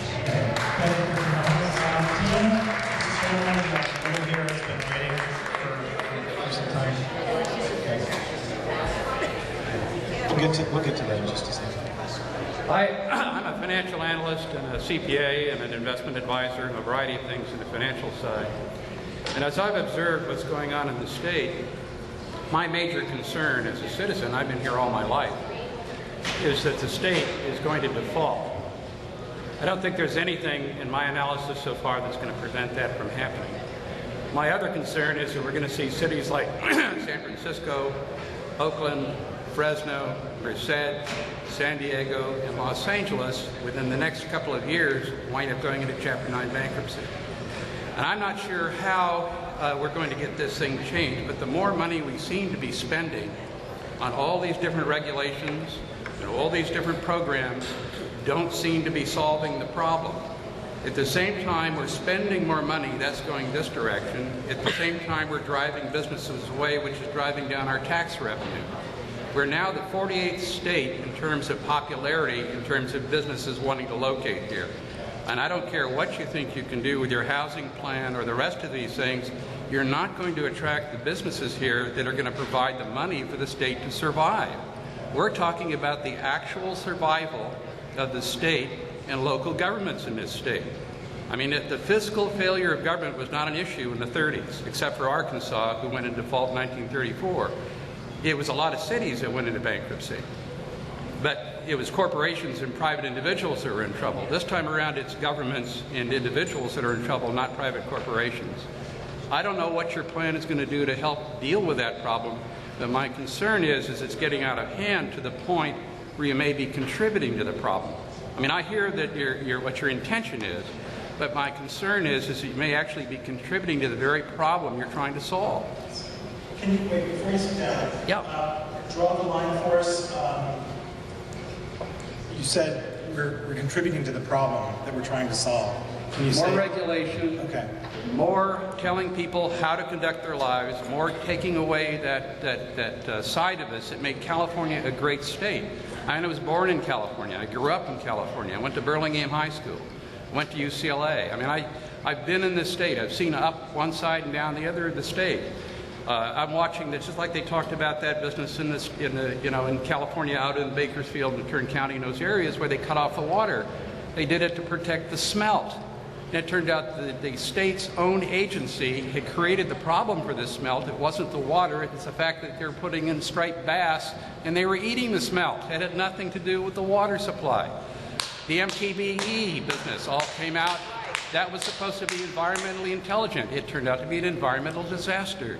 So the more that we get people who really don't know enough about what they're doing, making decisions and casting them all into laws, the more we take the state onto a path of economic destruction. And that concerns me. Very good.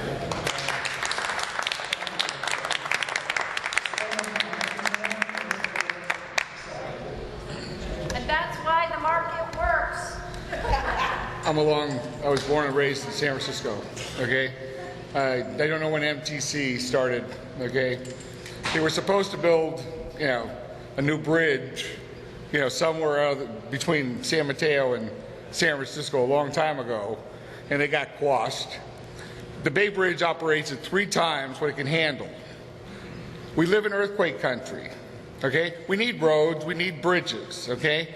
You can't, and then you take our money that we give for the bridge, and then you put it into some bus, and I'm watching buses drive up and down in San Mateo County that got one or nobody on them, and I'm going, excuse me, and then every one of them is equipped to be handicapped. You're spending $150,000 on hydraulics for each bus, and nobody's getting on the bus that's handicapped.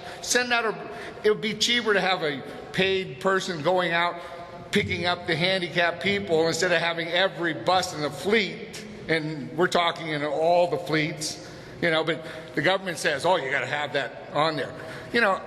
You guys have the wrong premise. You have the wrong, so you're starting off at the wrong end, okay?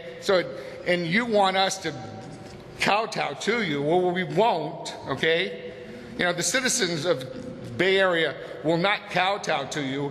One way or the other, we're going to get you guys unfunded because, excuse me, the federal government is broke and you're not going to get any money from them. So you talk about $68 billion in transportation money. It ain't there, okay? We're broke. We are broke, folks. So why don't you, support the people who are actually doing things? Because when I go to work, the hours I work, BART ain't on time, okay? And BART goes nowhere that I need to go, okay?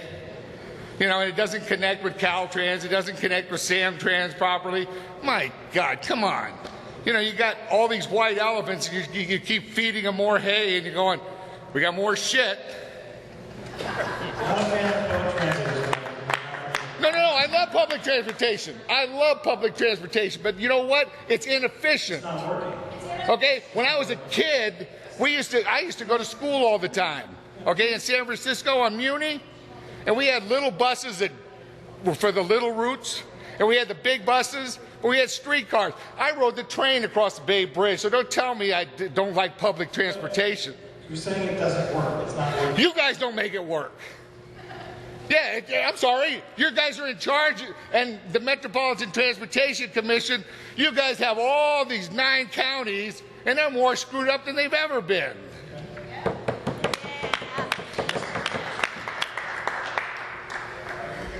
A couple of the videos that you showed don't specifically say it, but they imply that global warming is a big portion of this.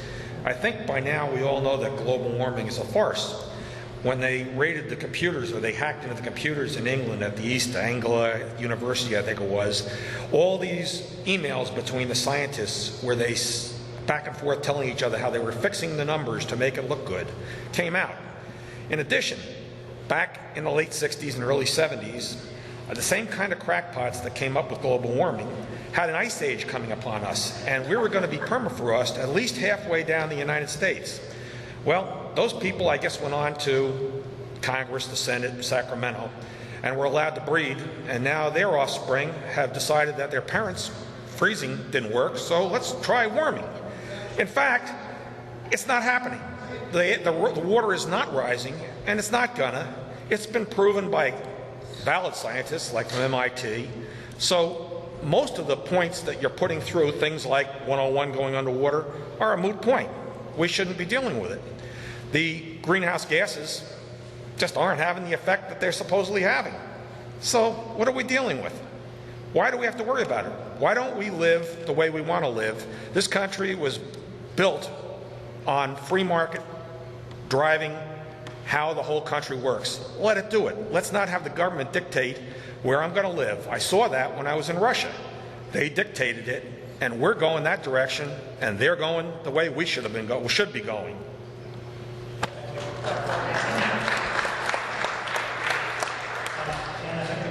This gentleman had a question about your title. You had a question about... position with NTZ. I am the senior director of what? Yeah. That's simple. Simple. My title is Deputy Executive Director of Policy.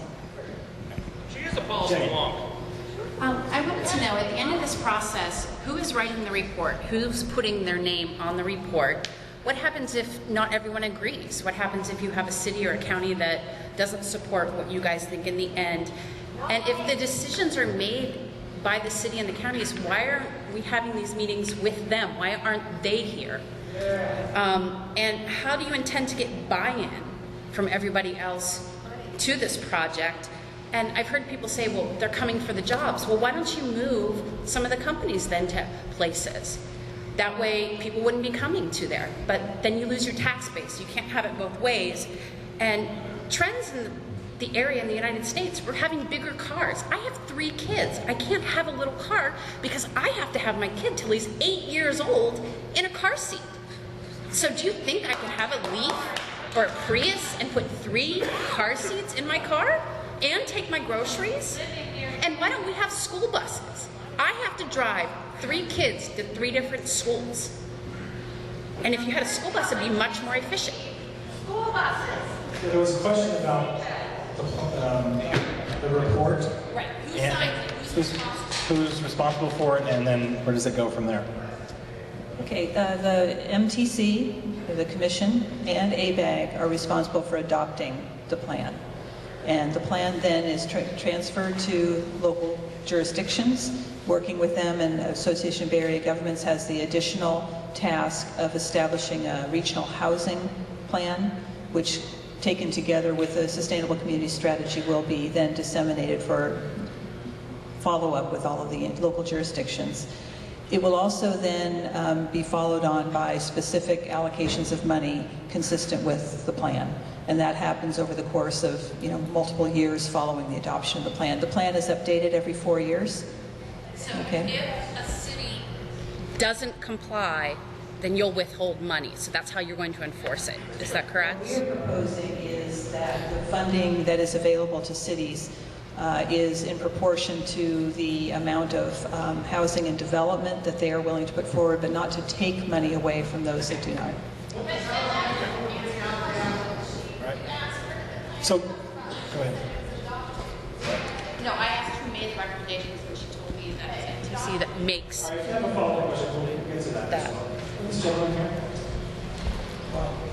Thank you. Can I hold my microphone? You want to hold my?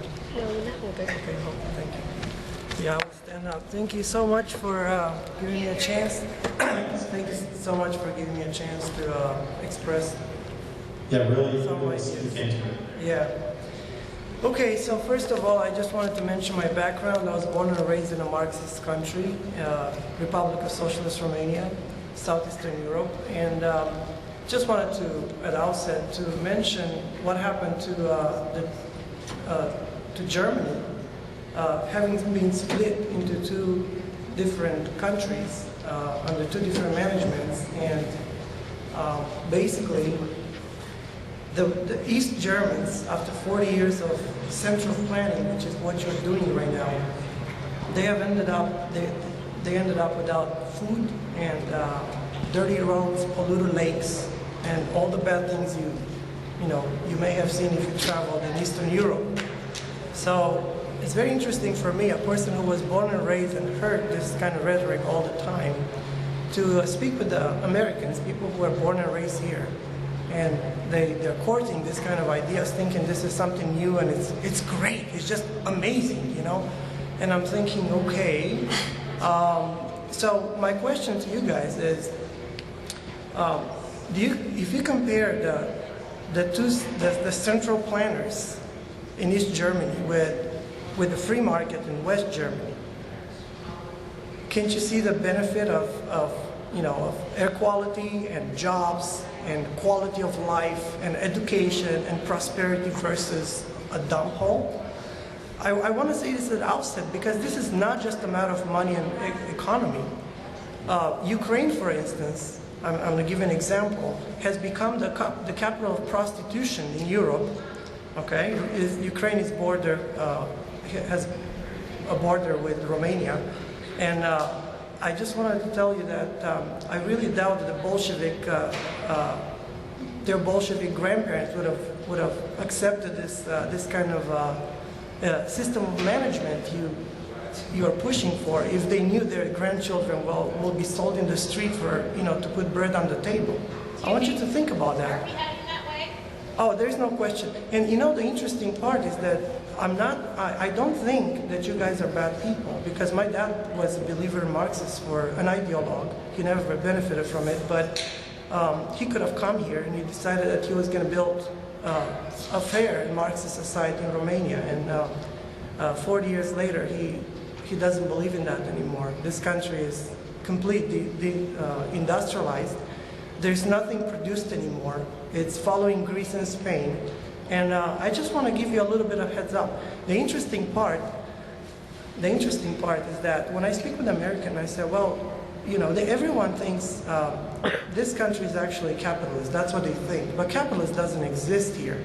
There is no such a thing as redistribution of wealth and this degree of central planning in a capitalist society. This is Marxist, folks. Okay? Redistribution of wealth is definitely the core fundamental of Marxism.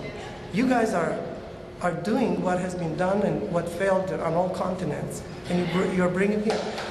Let me just please. No, it's okay. I want to communicate with them. I appreciate it. Another point I wanted to make is that, again, I'm not seeing enemies in you, because my own family was like that, and I know so many people that had all the greatest intentions, and they had these ideals, and I just want to give you a heads up that he has failed everywhere else. This is not something you want to bring here, and we have tried this, let's say, for the last 50 years, incrementally, like someone just mentioned before. And what do we see right now? 46 million Americans are unable to put food on their tables. They're on food stamps. The more the government is trying to get involved and fix problems, okay, the more they end up segregating the society, creating tensions between people and neighbors and corporations. They create poverty. They send jobs over the seas. Things are not going better. You don't have to be a rocket scientist to know this country is going down the drain. Basically, right now, America is competitive at what? Hollywood, military export, and what else? What is America competitive anymore doing today? Not very much. So anyway, things are going very poorly. Now I'm going to get to the specific things. Yeah. Well, okay. Well, you can cut me off anytime you want, but I think it's very important to think about the big picture, not just the nuts and bolts of things. All right. The first issue is that you mentioned that one of the reasons you're doing this is to help poor people. Okay. First of all, you never help poor people in this case would be mostly Hispanics and blacks, okay? Because they're the ones that are hurting most. You're not helping them by creating projects where you're segregating them from society, where the schools are running down and so on.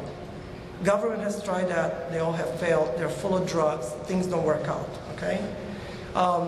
So segregation is not a good idea, the first point. Second point, if you want to help people making life more affordable, first of all, you have to create an environment where people can buy a piece of land and build a home and accomplish this with you know, as affordable as possible. How much does a house cost in California, and how much does it cost in Georgia? I have friends that moved to the state of Washington and to the state of Georgia because they could not afford to live here anymore. But you drive around here and you're going to see California has plenty of land. The United States is not a little island where we are forced to go on the vertical. We have so much land that God forbid your car breaks in the middle of a road somewhere because you're going to be extremely far from anywhere where you can get some help. So we have plenty of land, and you know, if we didn't have these restrictive laws that you guys are concocting, all right, and pushing on us, we could easily build a home here. I could build, I'm a construction worker, I'm an electrician. I can build a house for you under $150,000 on half an acre, 3-bedroom, with everything you want on it, okay? So why should an apartment or a condo cost $400,000, $500,000?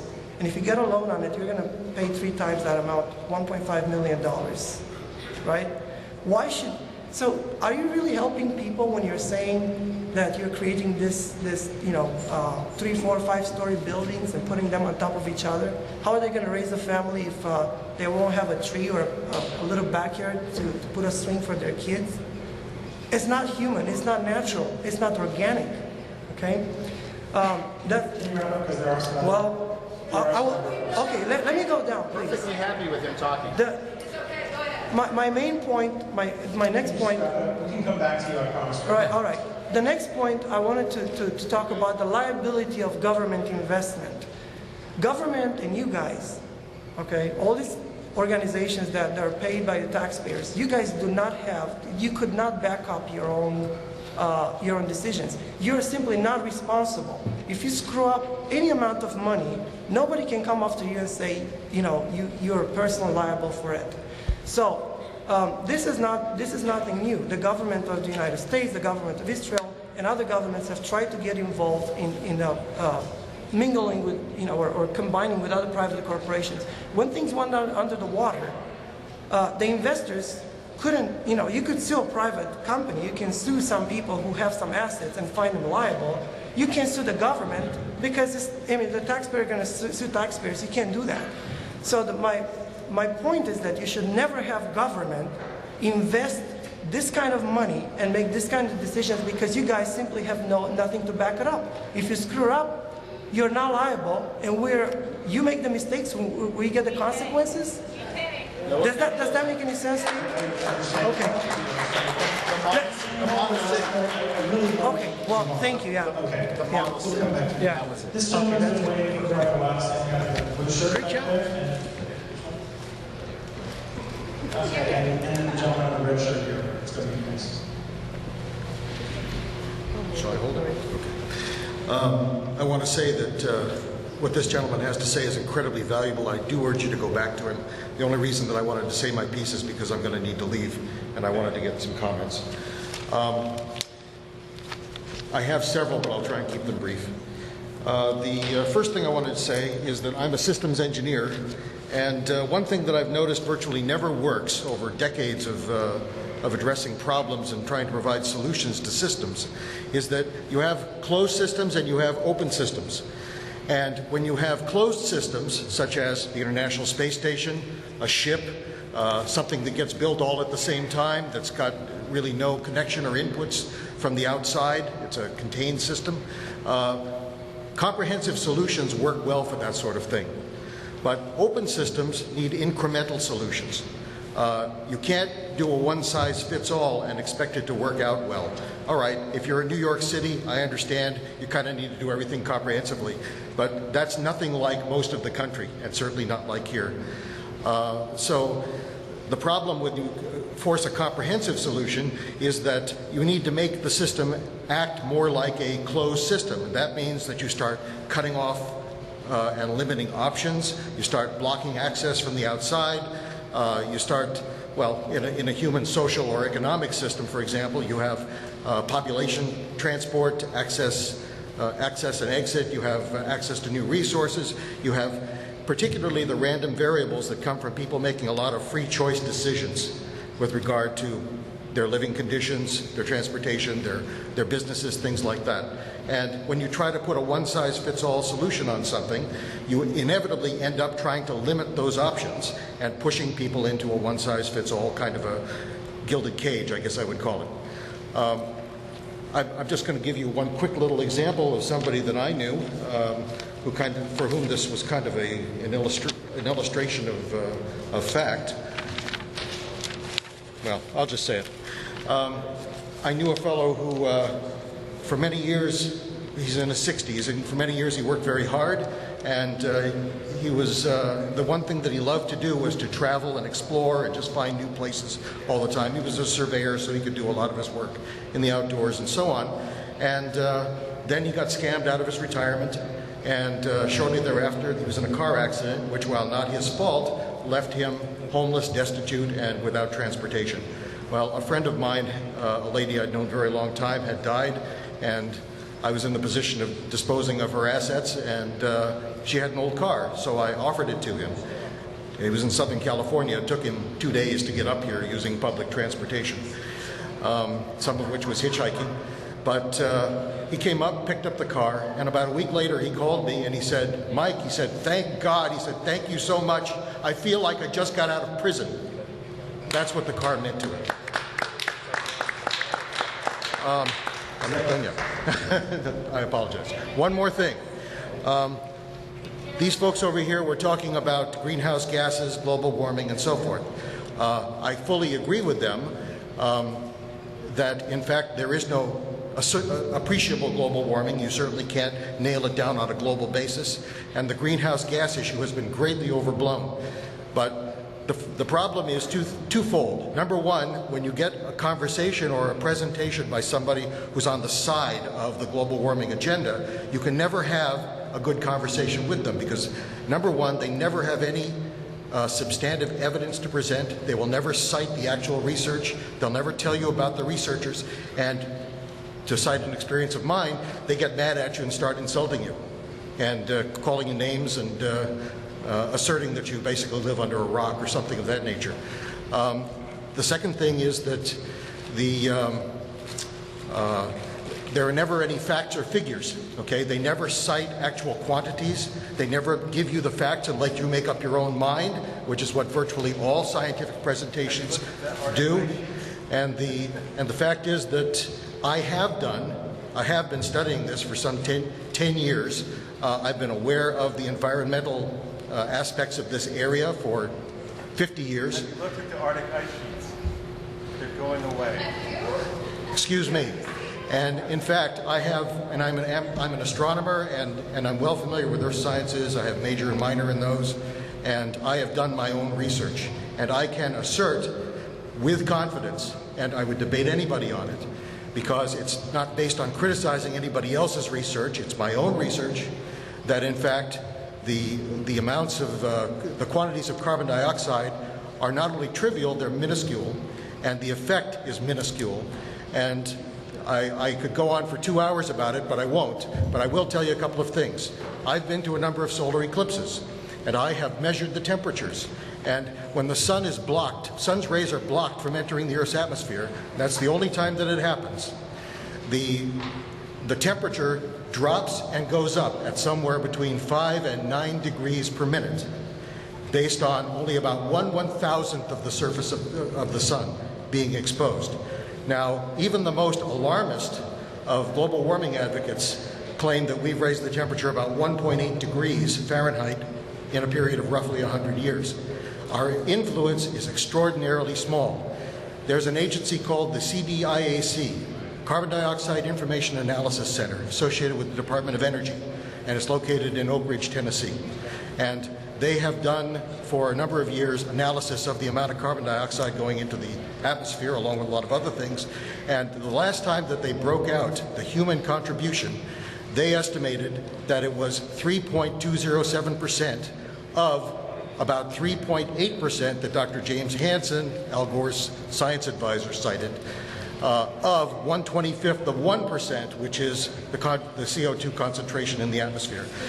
The short answer to that is the percent of carbon dioxide that humans are responsible for contributing to the atmosphere over the time that we've been measuring, the last 2-3 decades, is 0.0000006, or 6 parts in 100 million in the atmosphere. One more thing. They also estimate the contribution to the greenhouse effect. I'm sorry, the greenhouse effect. Greenhouse effect is real. Man does make a contribution.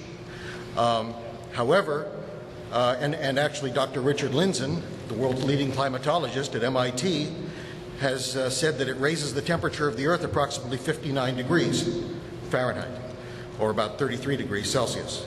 And that if it weren't for the greenhouse effect, we'd be living or dying in an ice age at about 0 degrees at the surface of the Earth.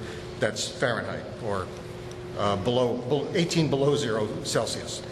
But man's contribution, according to the CDIAC, to the greenhouse effect was 0.116%. And that worked out to about 116 100,000ths. Okay? So it's extraordinarily trivial. And the notion that mankind is making a significant contribution to warming up the Earth is nonsensical. Maybe this gentleman's right, maybe there is global warming, but man's not responsible for it. And there's nothing we can do to stop it. All right.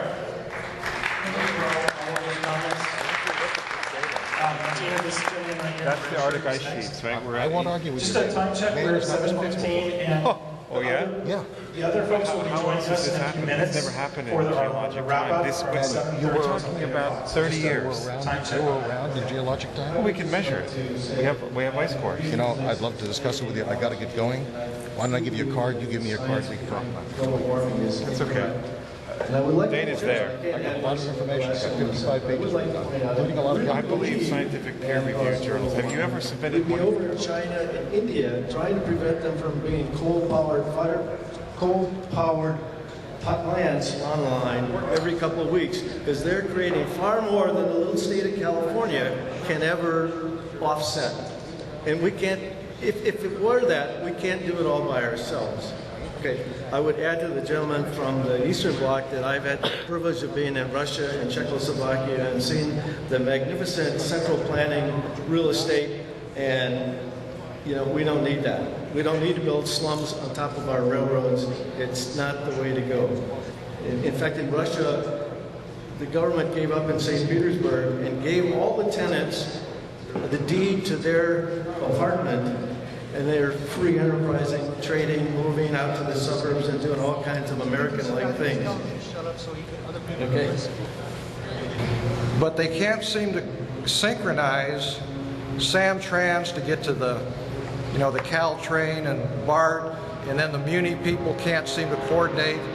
And so my commute is, you know, 1.5 to 1 hour and 45 minutes one way, which is significant. And I think this is what a lot of our problems are. If we can't fix little problems like this, how can we fix some of these big, huge problems we have?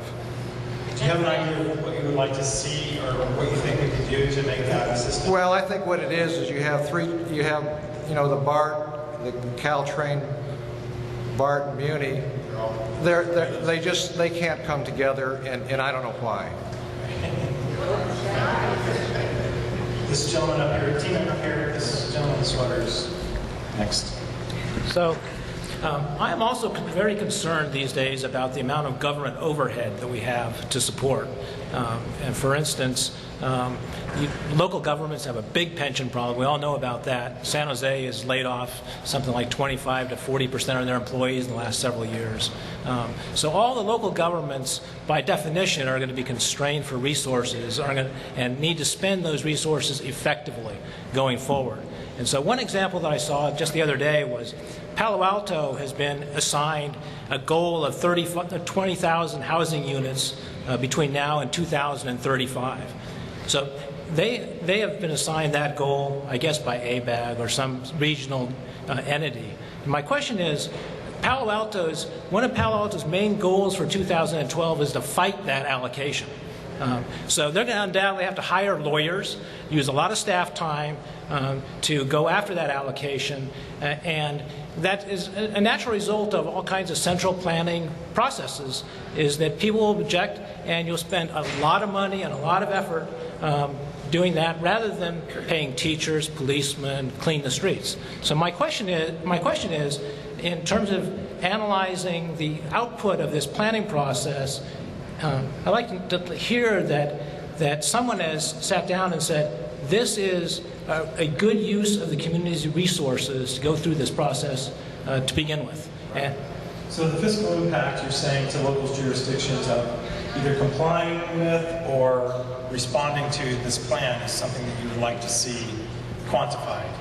What I'd like to see quantified is, in fact, that the end result of all this process is going to actually be a net benefit as opposed to a negative from a realistic standpoint, and not something that some people, I understand the legislature in their wisdom passed a law, but you know, the local governments are still responsible for picking up the trash, educating children, doing all those kinds of things. And push comes to shove, what's going to give when the money goes down? And the money is going to go down very quickly, with the pension problem being such a large problem locally. In San Mateo County already, San Mateo County pays 34% of every employee's gross wages into the retirement plan today. You see, maybe a private company might have a 401k match of 2% or 3% of their contributions. San Mateo County putting in 34%.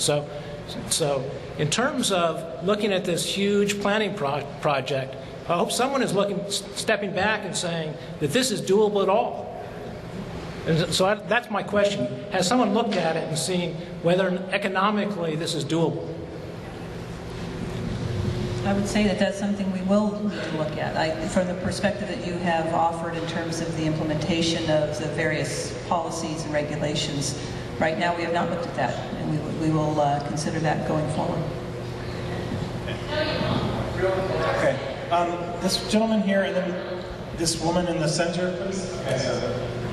Hi, I had the opportunity today to speak with one of our local federal Congress representatives, and when we asked her, it was a group of San Francisco commercial real estate business leaders, and when we asked her what her vision was in not only the state but on the federal level, she was very candid and mentioned that, you know, her thought is, knowing sort of the landscape of what's going to take place in the next 10 months, that there could be a potential big political swing that's in control.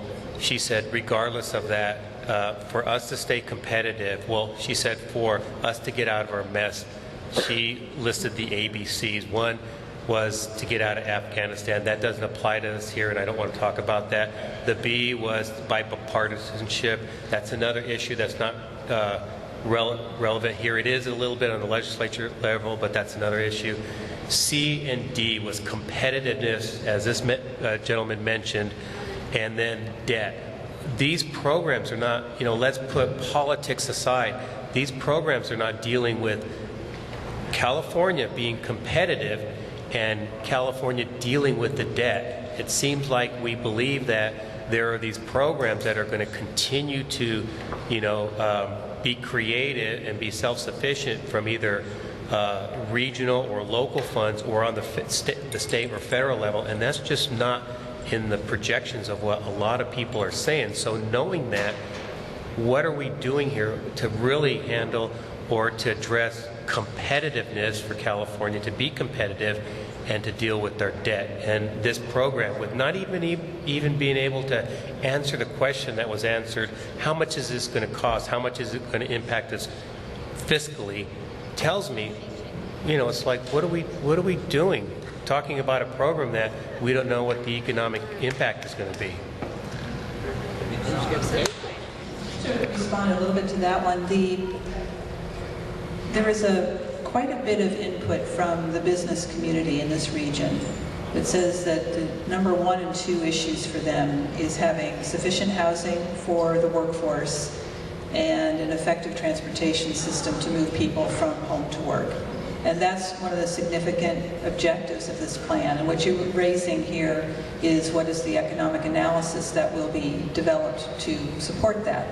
And so I take that as a good point of input for us to take care of an analysis that also looks at where the economic strategy for the Bay Area fits in and what are the impacts economically.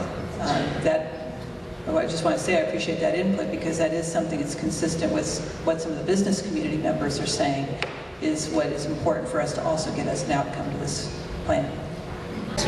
With regard to something you just said, ma'am, it was interesting how you described that. You were describing how, this is a little off my subject, but since you said it, about how people should be close to where they work or work where they live or whatever. What did you just say? Let me put it this way. What it seemed to me is that isn't government's job. That just isn't government's job. That people should be deciding where they live and people just should be deciding where they work because of what they choose to do. And that I think that's really fundamentally what bothers a lot of us here is that government is presuming to talk in those terms. And that is a horrifying notion. That, well, we've decided that, and all the pretty words that we hear and the gloss that we're putting on it as though it's benefiting us in some way, as though it's going to improve our life and make, you know, our lifestyle all pretty, ultimately talks about the yoke around our neck of government telling us where to live and what to do. This is offensive to sovereign citizens. We really don't like it. I like to think of myself as a free American citizen, and you know what? I'm sure you're a very nice lady. I don't want you telling me what to do. And so that, no, I'm not done, but please do respond in a moment. And the second thing was the car business. I mean, my friend over here was talking about, he really, both of them like public transportation. Girl, I hate it. I don't want nothing to do with it. I never want to get on a bus again in my life. I want my car. I don't make any excuses for it. I don't have to justify it. I'm an American citizen. I want my car, and so shut up. You know, I don't want any of your decisions. I don't want anybody making any decisions to get me out of my car. Woo. That's just all I have to say about that. Nobody's forcing you out of your car. Oh, yes, they are. They're trying very hard, sweetie. Go ask them. And then I have one thing last. I would like to ask you, would you be here if Senate Bill 375 was not in effect? Would you be doing this? Yes, because every 4 years we adopt a regional transportation plan. And even before SB 375, there was a strong sentiment among local governments and input that we've received in prior plans that the whole connection between transportation and land use is something we need to focus on in this region. Now, I will like to have the opportunity to respond to the 2 other points. There's nothing that I said earlier that is to limit your choice for driving, for living where you want to live. The issue for us really in this region is the opportunity that's given to everyone to have that choice. And the choice to be nearer to their jobs, to be nearer to transit, is one of the things that is of importance that we've received a lot of comment on for that. And so I just want to make clear that I'm not misinterpreted. That they're not about taking away your choice. Yeah, I understand what you're saying, and I think that you need to say that, but I don't think that's true. No offense. I think that the encouragement and all of the choices that we were given in the various workshops always are about how. The question really isn't what do you choose freely to. We're going to give you a choice to vote freely on what you actually choose. That's not the choices they gave us to vote for. The choices they gave us to vote for were which form of slavery do you want us to impose. Those were the choices. They were prettier than that, of course, and they weren't stated like that. But it was, how do we get you out of your car? Do we charge you more money for gas? Do we limit where you can go? Do we lower make it more inconvenient? Do we not have as many roads? Do we spend all of our transportation money on public transportation and not improving the roads and the potholes and so forth? Very few of the options given in this forum were the kinds of options that most of us in this room would choose. So what you're saying to me is that we have choices. We have choices all bad. You're offering us choices of which slave collar we're going to wear, not whether we can be free or not, whether we can actually do that which we want to do. And that's what's so upsetting to so many of us. We don't want what you have to offer. How do we tell you that, and how do we make it happen? If somebody wants to live in a stack and pack housing, I am all for it. I think it's wonderful for older people, and I think it's really hot for young people. They want to do that. They want to be together. They want very convenient access to, goods and services in their neighborhood for different reasons. But everybody doesn't want to live like that, and I think that this plan, in general, is forcing those kinds of things. When I say force, of course, that's you're not using a gun to my head, but using money. Okay, billions of transportation dollars are going to be used to be bribing my local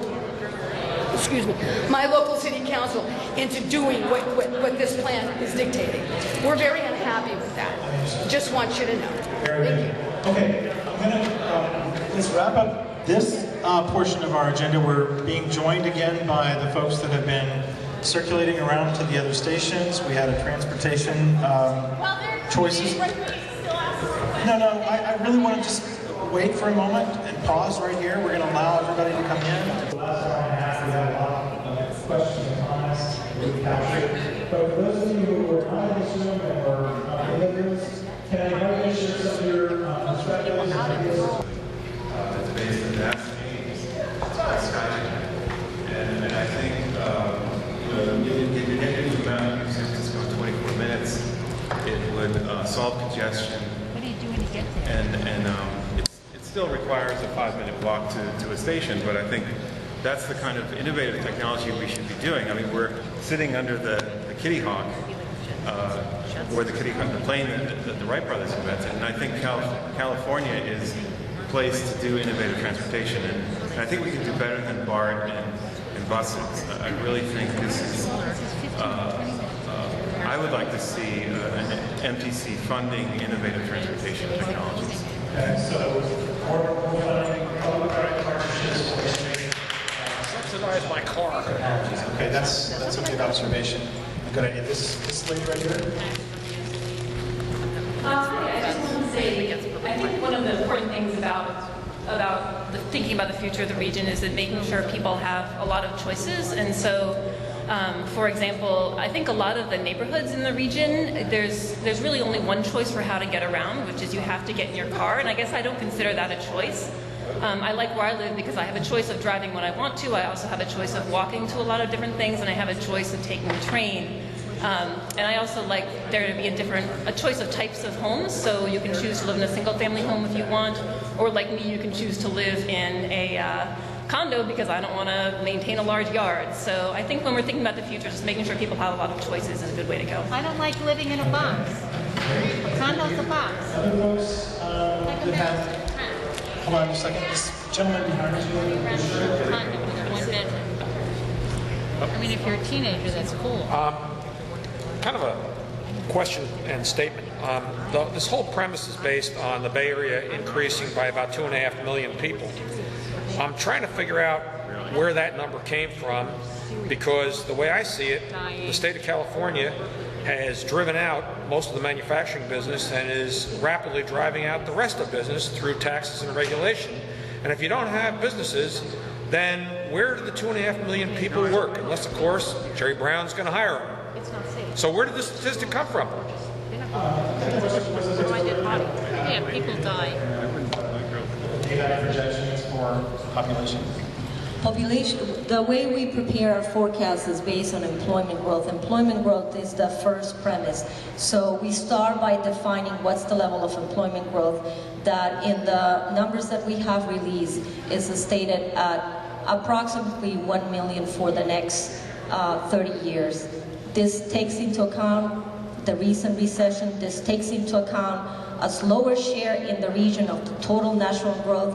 It takes into account a slower pace of growth that we have had in prior decades because we're a much more mature area where we still expect a healthy economy, but one that adds less jobs per year as we had in previous decades. The population then again is in relation to the employment growth that we can expect. Okay. Exactly. So, and you're entitled to your so opinion. I've heard you're just one of several people who have suggested that those projections are not correct, and that those, and so you disagree with the premise that that's the type of growth that. No. Right. Okay. So we Thank you for your comment. The direction that the state is going is what our policies are driving people away. So okay, we're in a recession, and what I heard is that the policies that we have in the state currently are also impacting negatively businesses that are to locate here, and so that's going to further drive down the numbers of jobs coming here and thus the population. So I think we understand that perspective, and I think that's a really valid statement that you've made. This lady behind you, Ellie, right there. She's had her hand up all night.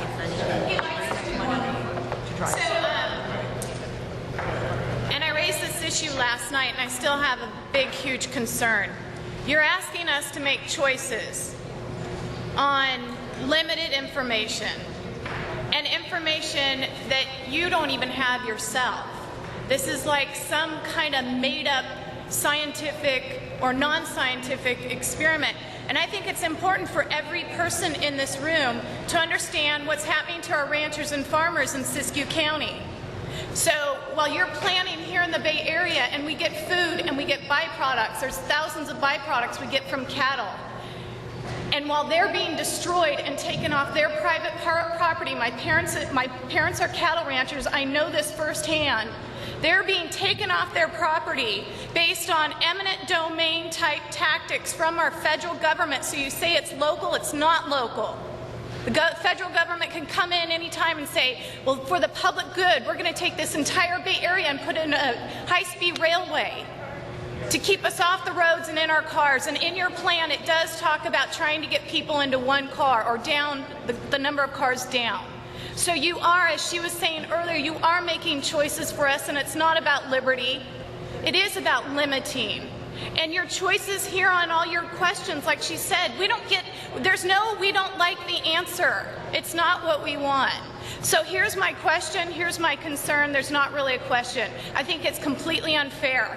And I think it's completely unconstitutional. And I think it's disgusting that you people stand up there and act like you're doing this very open, transparent process when people have no idea what's happening in Siskiyou County. The United Nations is declaring we're running out of water. Water is disappearing, supposedly. March 12th this year is going to be Water Day. Water does not disappear. We are a closed system. Water cannot disappear. You have not addressed the water concerns in this plan. You have not addressed the electricity concerns in this plan that you all have.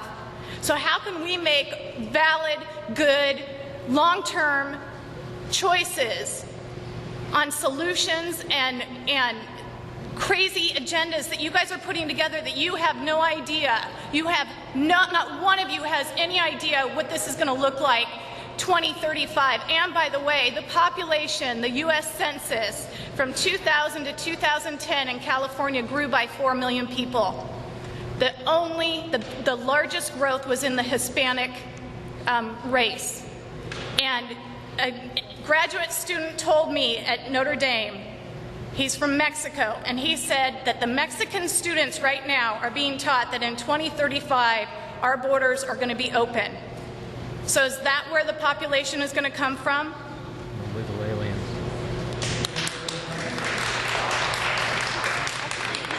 Couple of hands up over on this side of the room, Ellie. At Easter. Okay.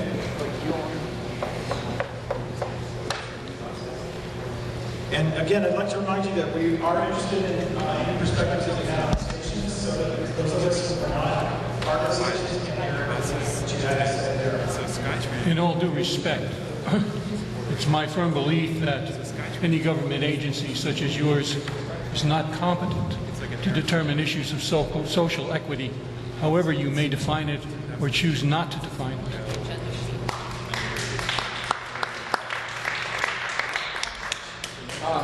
My question is to the MTC, because do you, first question is, do you want the high-speed rail to come through San Mateo and go to LA? Is that part of your plan? Yes or no? High-speed rail plan is the California High-Speed Rail. Is that part of MTC's? Is that part of your plan? We have been supportive of the alignment. Okay, and you're in support of BART, you're in support of light rail. And John Garamendi wants to blow up Hetchy, which will take out water to the Bay Area and electricity to the Bay Area. So, where's this extension cord going, darling? I mean, what are you going to... No, answer the question.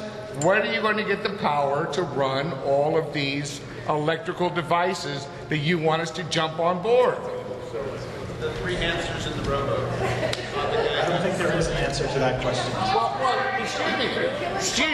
she's second in charge of this whole project. You need to have, you know, I mean, I'm sorry, darling. I mean, how many megawatts do you think we need to run all these electric trains around?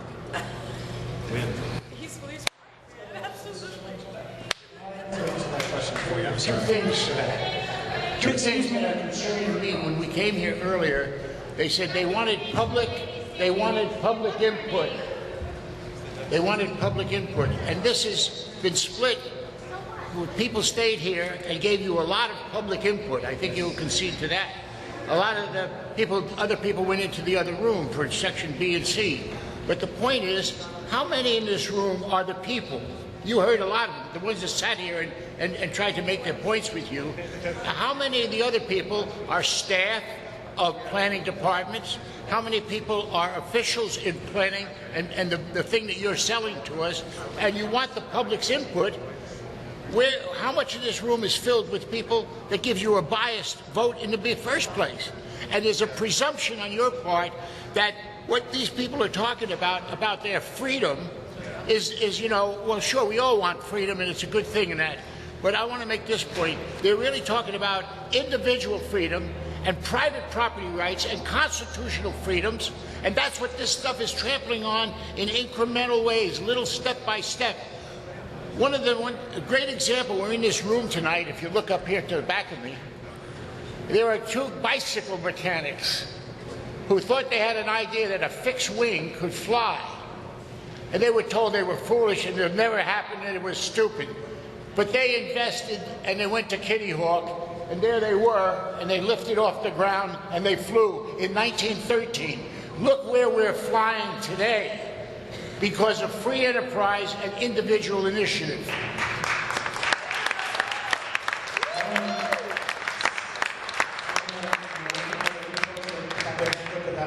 This lady in the front, please.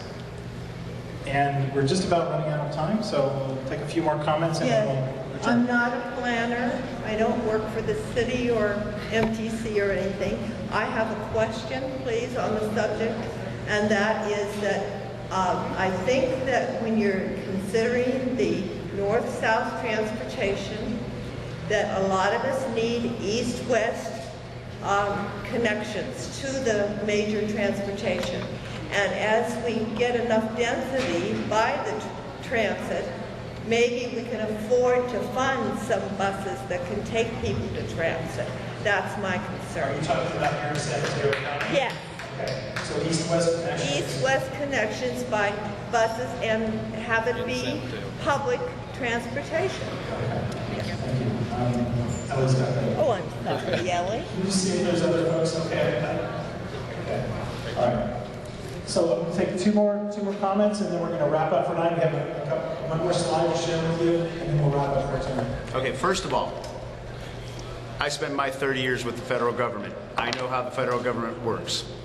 I'm going to use an analogy that is far-fetched, but the way the government works is if everybody on the planet Earth sprouted wings in 10 years and there was absolutely no need for this project, the government would still be funding it. That's what the government does. I asked earlier, this train is going in a direction, and I asked the policy expert of this organization, MTC, the senior director, or excuse me, the deputy executive director of policy. What is the policy to stop this train in one direction if some phenomena, we don't get 2 million people, the state goes bankrupt? What are we going to do? This plan is looked at every 4 years. Projections are made out to forecasting any changes in the economy. It is a 25-year vision. It is not a year-to-year analysis. So that is when you ask about whether policies can change, that's what this process is about. It is input to each regional transportation plan, and it will be updated every 4 years. Can we see what changes we've made from the previous 4 years and all of the input that you've received? Right. It's in the public record. Yes, absolutely. We have one more comment. For those of you who we aren't getting to, I want to just remind you that the comment booklet is available to you. We do take those very seriously. We read them and transcribe all of the comments that you have. Of course, all of the notes that we've been taking, not only here, but in other stations, are also being transcribed and will be put up on our website. So I'm going to take this last YouTube too. All the cameras you saw here tonight will be on YouTube too. Okay, thank you. Just a quick announcement. Somebody left a camera, Sarah. No, it's okay. Oh, good. Okay. Okay. This is our last comment. Go ahead. Okay, a couple of comments. First of all, someone asked, how do we stop the train? If you're going to update it every 4 years and it's going to be implemented in 2013, that's not good enough. I want to know how you're going to reconcile what we talked about in here versus what was done in the other room as far as reporting back as to what people want to do. Right. My third point is, or my second question is, you reference your greenhouse gases changing in 2020, I think it was 7%, and then 15% by 2035. Those are the targets. From what? I understand that's back to 1992, but there were no measurements then. What are you going to use? Right. Let's address that last technical question. What is the baseline against which we're trying to make those? Okay. The target that has been defined by the state, by the Air Quality Board, is to reduce greenhouse gas emissions by 15% between 2005 and 2035. There's a lot more detailed information on our website. So the other question had to do with how are we going to reconcile the comments that were taken here versus in the stations? Was that the question? Well, how are you going to reconcile? I don't know what they did back here. Right. We had a lot of public discussion here, and they provided comments on the stations in the back.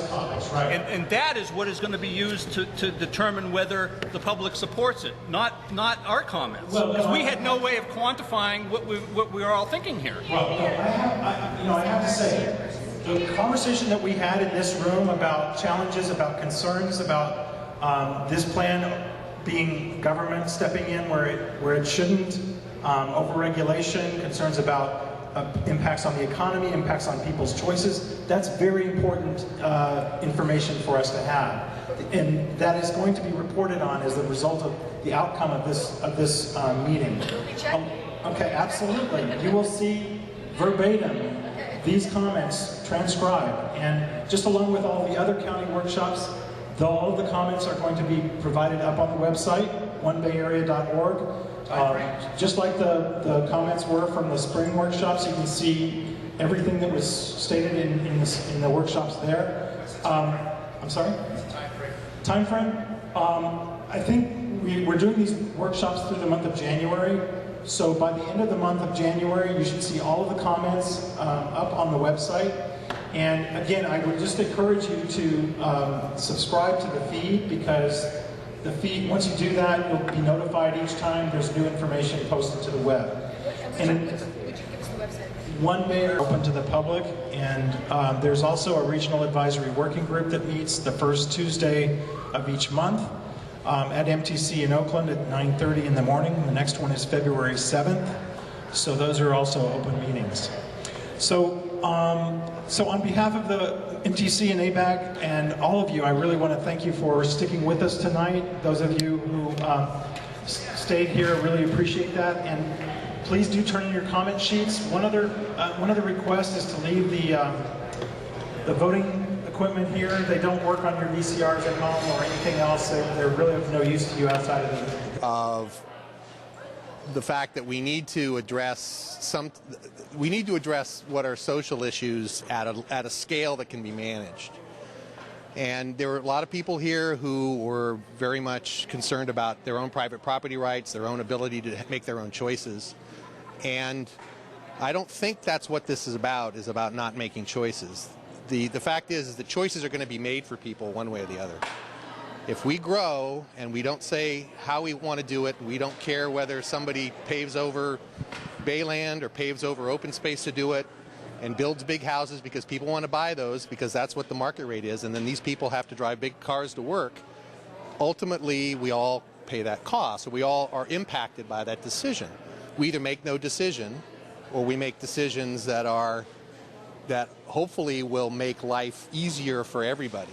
And that doesn't necessarily mean that there are sacrifices, because you have a choice. You have a choice to pay more money for the big house. You have the choice to pay a lot of money for gas, if that's what it's going to end up costing. And those things, if they're uncontrolled, are just going to occur. I was telling a woman here about the fact that a lot of planning doesn't come because, big bureaucracies decide that they want to make things, that they want to control people. They come from reactions of what's happened in the past. And I was reading about the oil boom in Los Angeles, and the fact was that people were discovering oil in their backyards, and oil derricks were going up in neighborhoods, and people's houses were now covered with oil derricks, and neighborhoods were covered with oil derricks. And when the oil prices went down and somebody could get more money selling the tank, they just drained the oil into the ground or drained the oil into the street.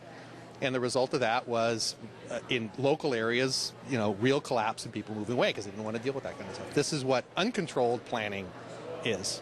So there's this balance that we have to figure out how to make between people's personal preferences and rights and then the social costs and the social impacts of what that does to everybody else around it. I'm living in a single-family house. We have a developer that purchased a bunch of lots around us and wants to do things that are inconsistent with the zoning and the regulations. And they're asking for permission to do that. And my question about that is that's no different than the government telling me what to do. So private property owners who want to do whatever they want to impact other people too. And so we need to come to some kind of a recognition that there's a pendulum, there's a balance we have to come to. And if we don't talk about stuff like this, then... Question for you. Yeah. So if I build a bigger home and I live in a neighborhood that's got big homes, how is that impacting a neighbor that's 10 blocks down the road? Well, let's look at the impact of the cost of you building the house and the embedded energy that's used in that home. Okay, more lumber, more costs of getting that stuff there. You're paying for it. Nobody says. It isn't anybody else's business in the practical sense of your house, but there's a cost and resources that well, it was a matter of trees, but the cost of the gasoline for the chainsaw to cut the tree down, the gasoline doesn't come back. There's an embedded cost in building a car. There's an embedded cost in building a bus, and it's not a matter of I enjoy my single family house. And I was fortunate enough when the time we purchased it to buy it where we live. If I wanted a single-family house and I couldn't afford it, and that's what I wanted, then I make the next choice, which is to move somewhere where I can't afford it. And if my job isn't there, I commute. And that's part of the reason why it's jammed out here, because a lot of people are going back and forth. Now, you can say that's their choices, and that's fine, but my commute, which isn't even on the freeway, has lengthened about 50% in the last 30 years on the same streets. And that's partly a function of this increased population, not so much where I live, but for the people that are coming in and out. So what I'm saying is that there's a cost in that time to me and to everybody that deals with that. And even though it's not my, even though they have that choice to do that, ultimately when you look at it in terms of the societal costs, there's a cost to all of that we all have to deal with. Do you think that the United Nations has any business making local laws? I didn't see a United Nations law in here. If there's something that I'd missed, please inform me. You missed it. I missed it. Okay, so what's the United Nations law? The United Nations, right. I'm not sure what section it is, but Agenda 21. We are an ICLEI city. In fact, most cities, I think all cities in the Bay Area are an ICLEI city, which is what the MTC, ABAG, they're following ICLEI. It's to count greenhouse gases. It's supposedly a software, and it's not. The first word in ICLEI is international, and it's International Committee on Local Environmental Issues, and it's all the United Nations. So when did we as citizens, free citizens, say it was okay for ICLEI to come into this meeting? Many of us who know what ICLEI is and what they're about saw ICLEI all over the city.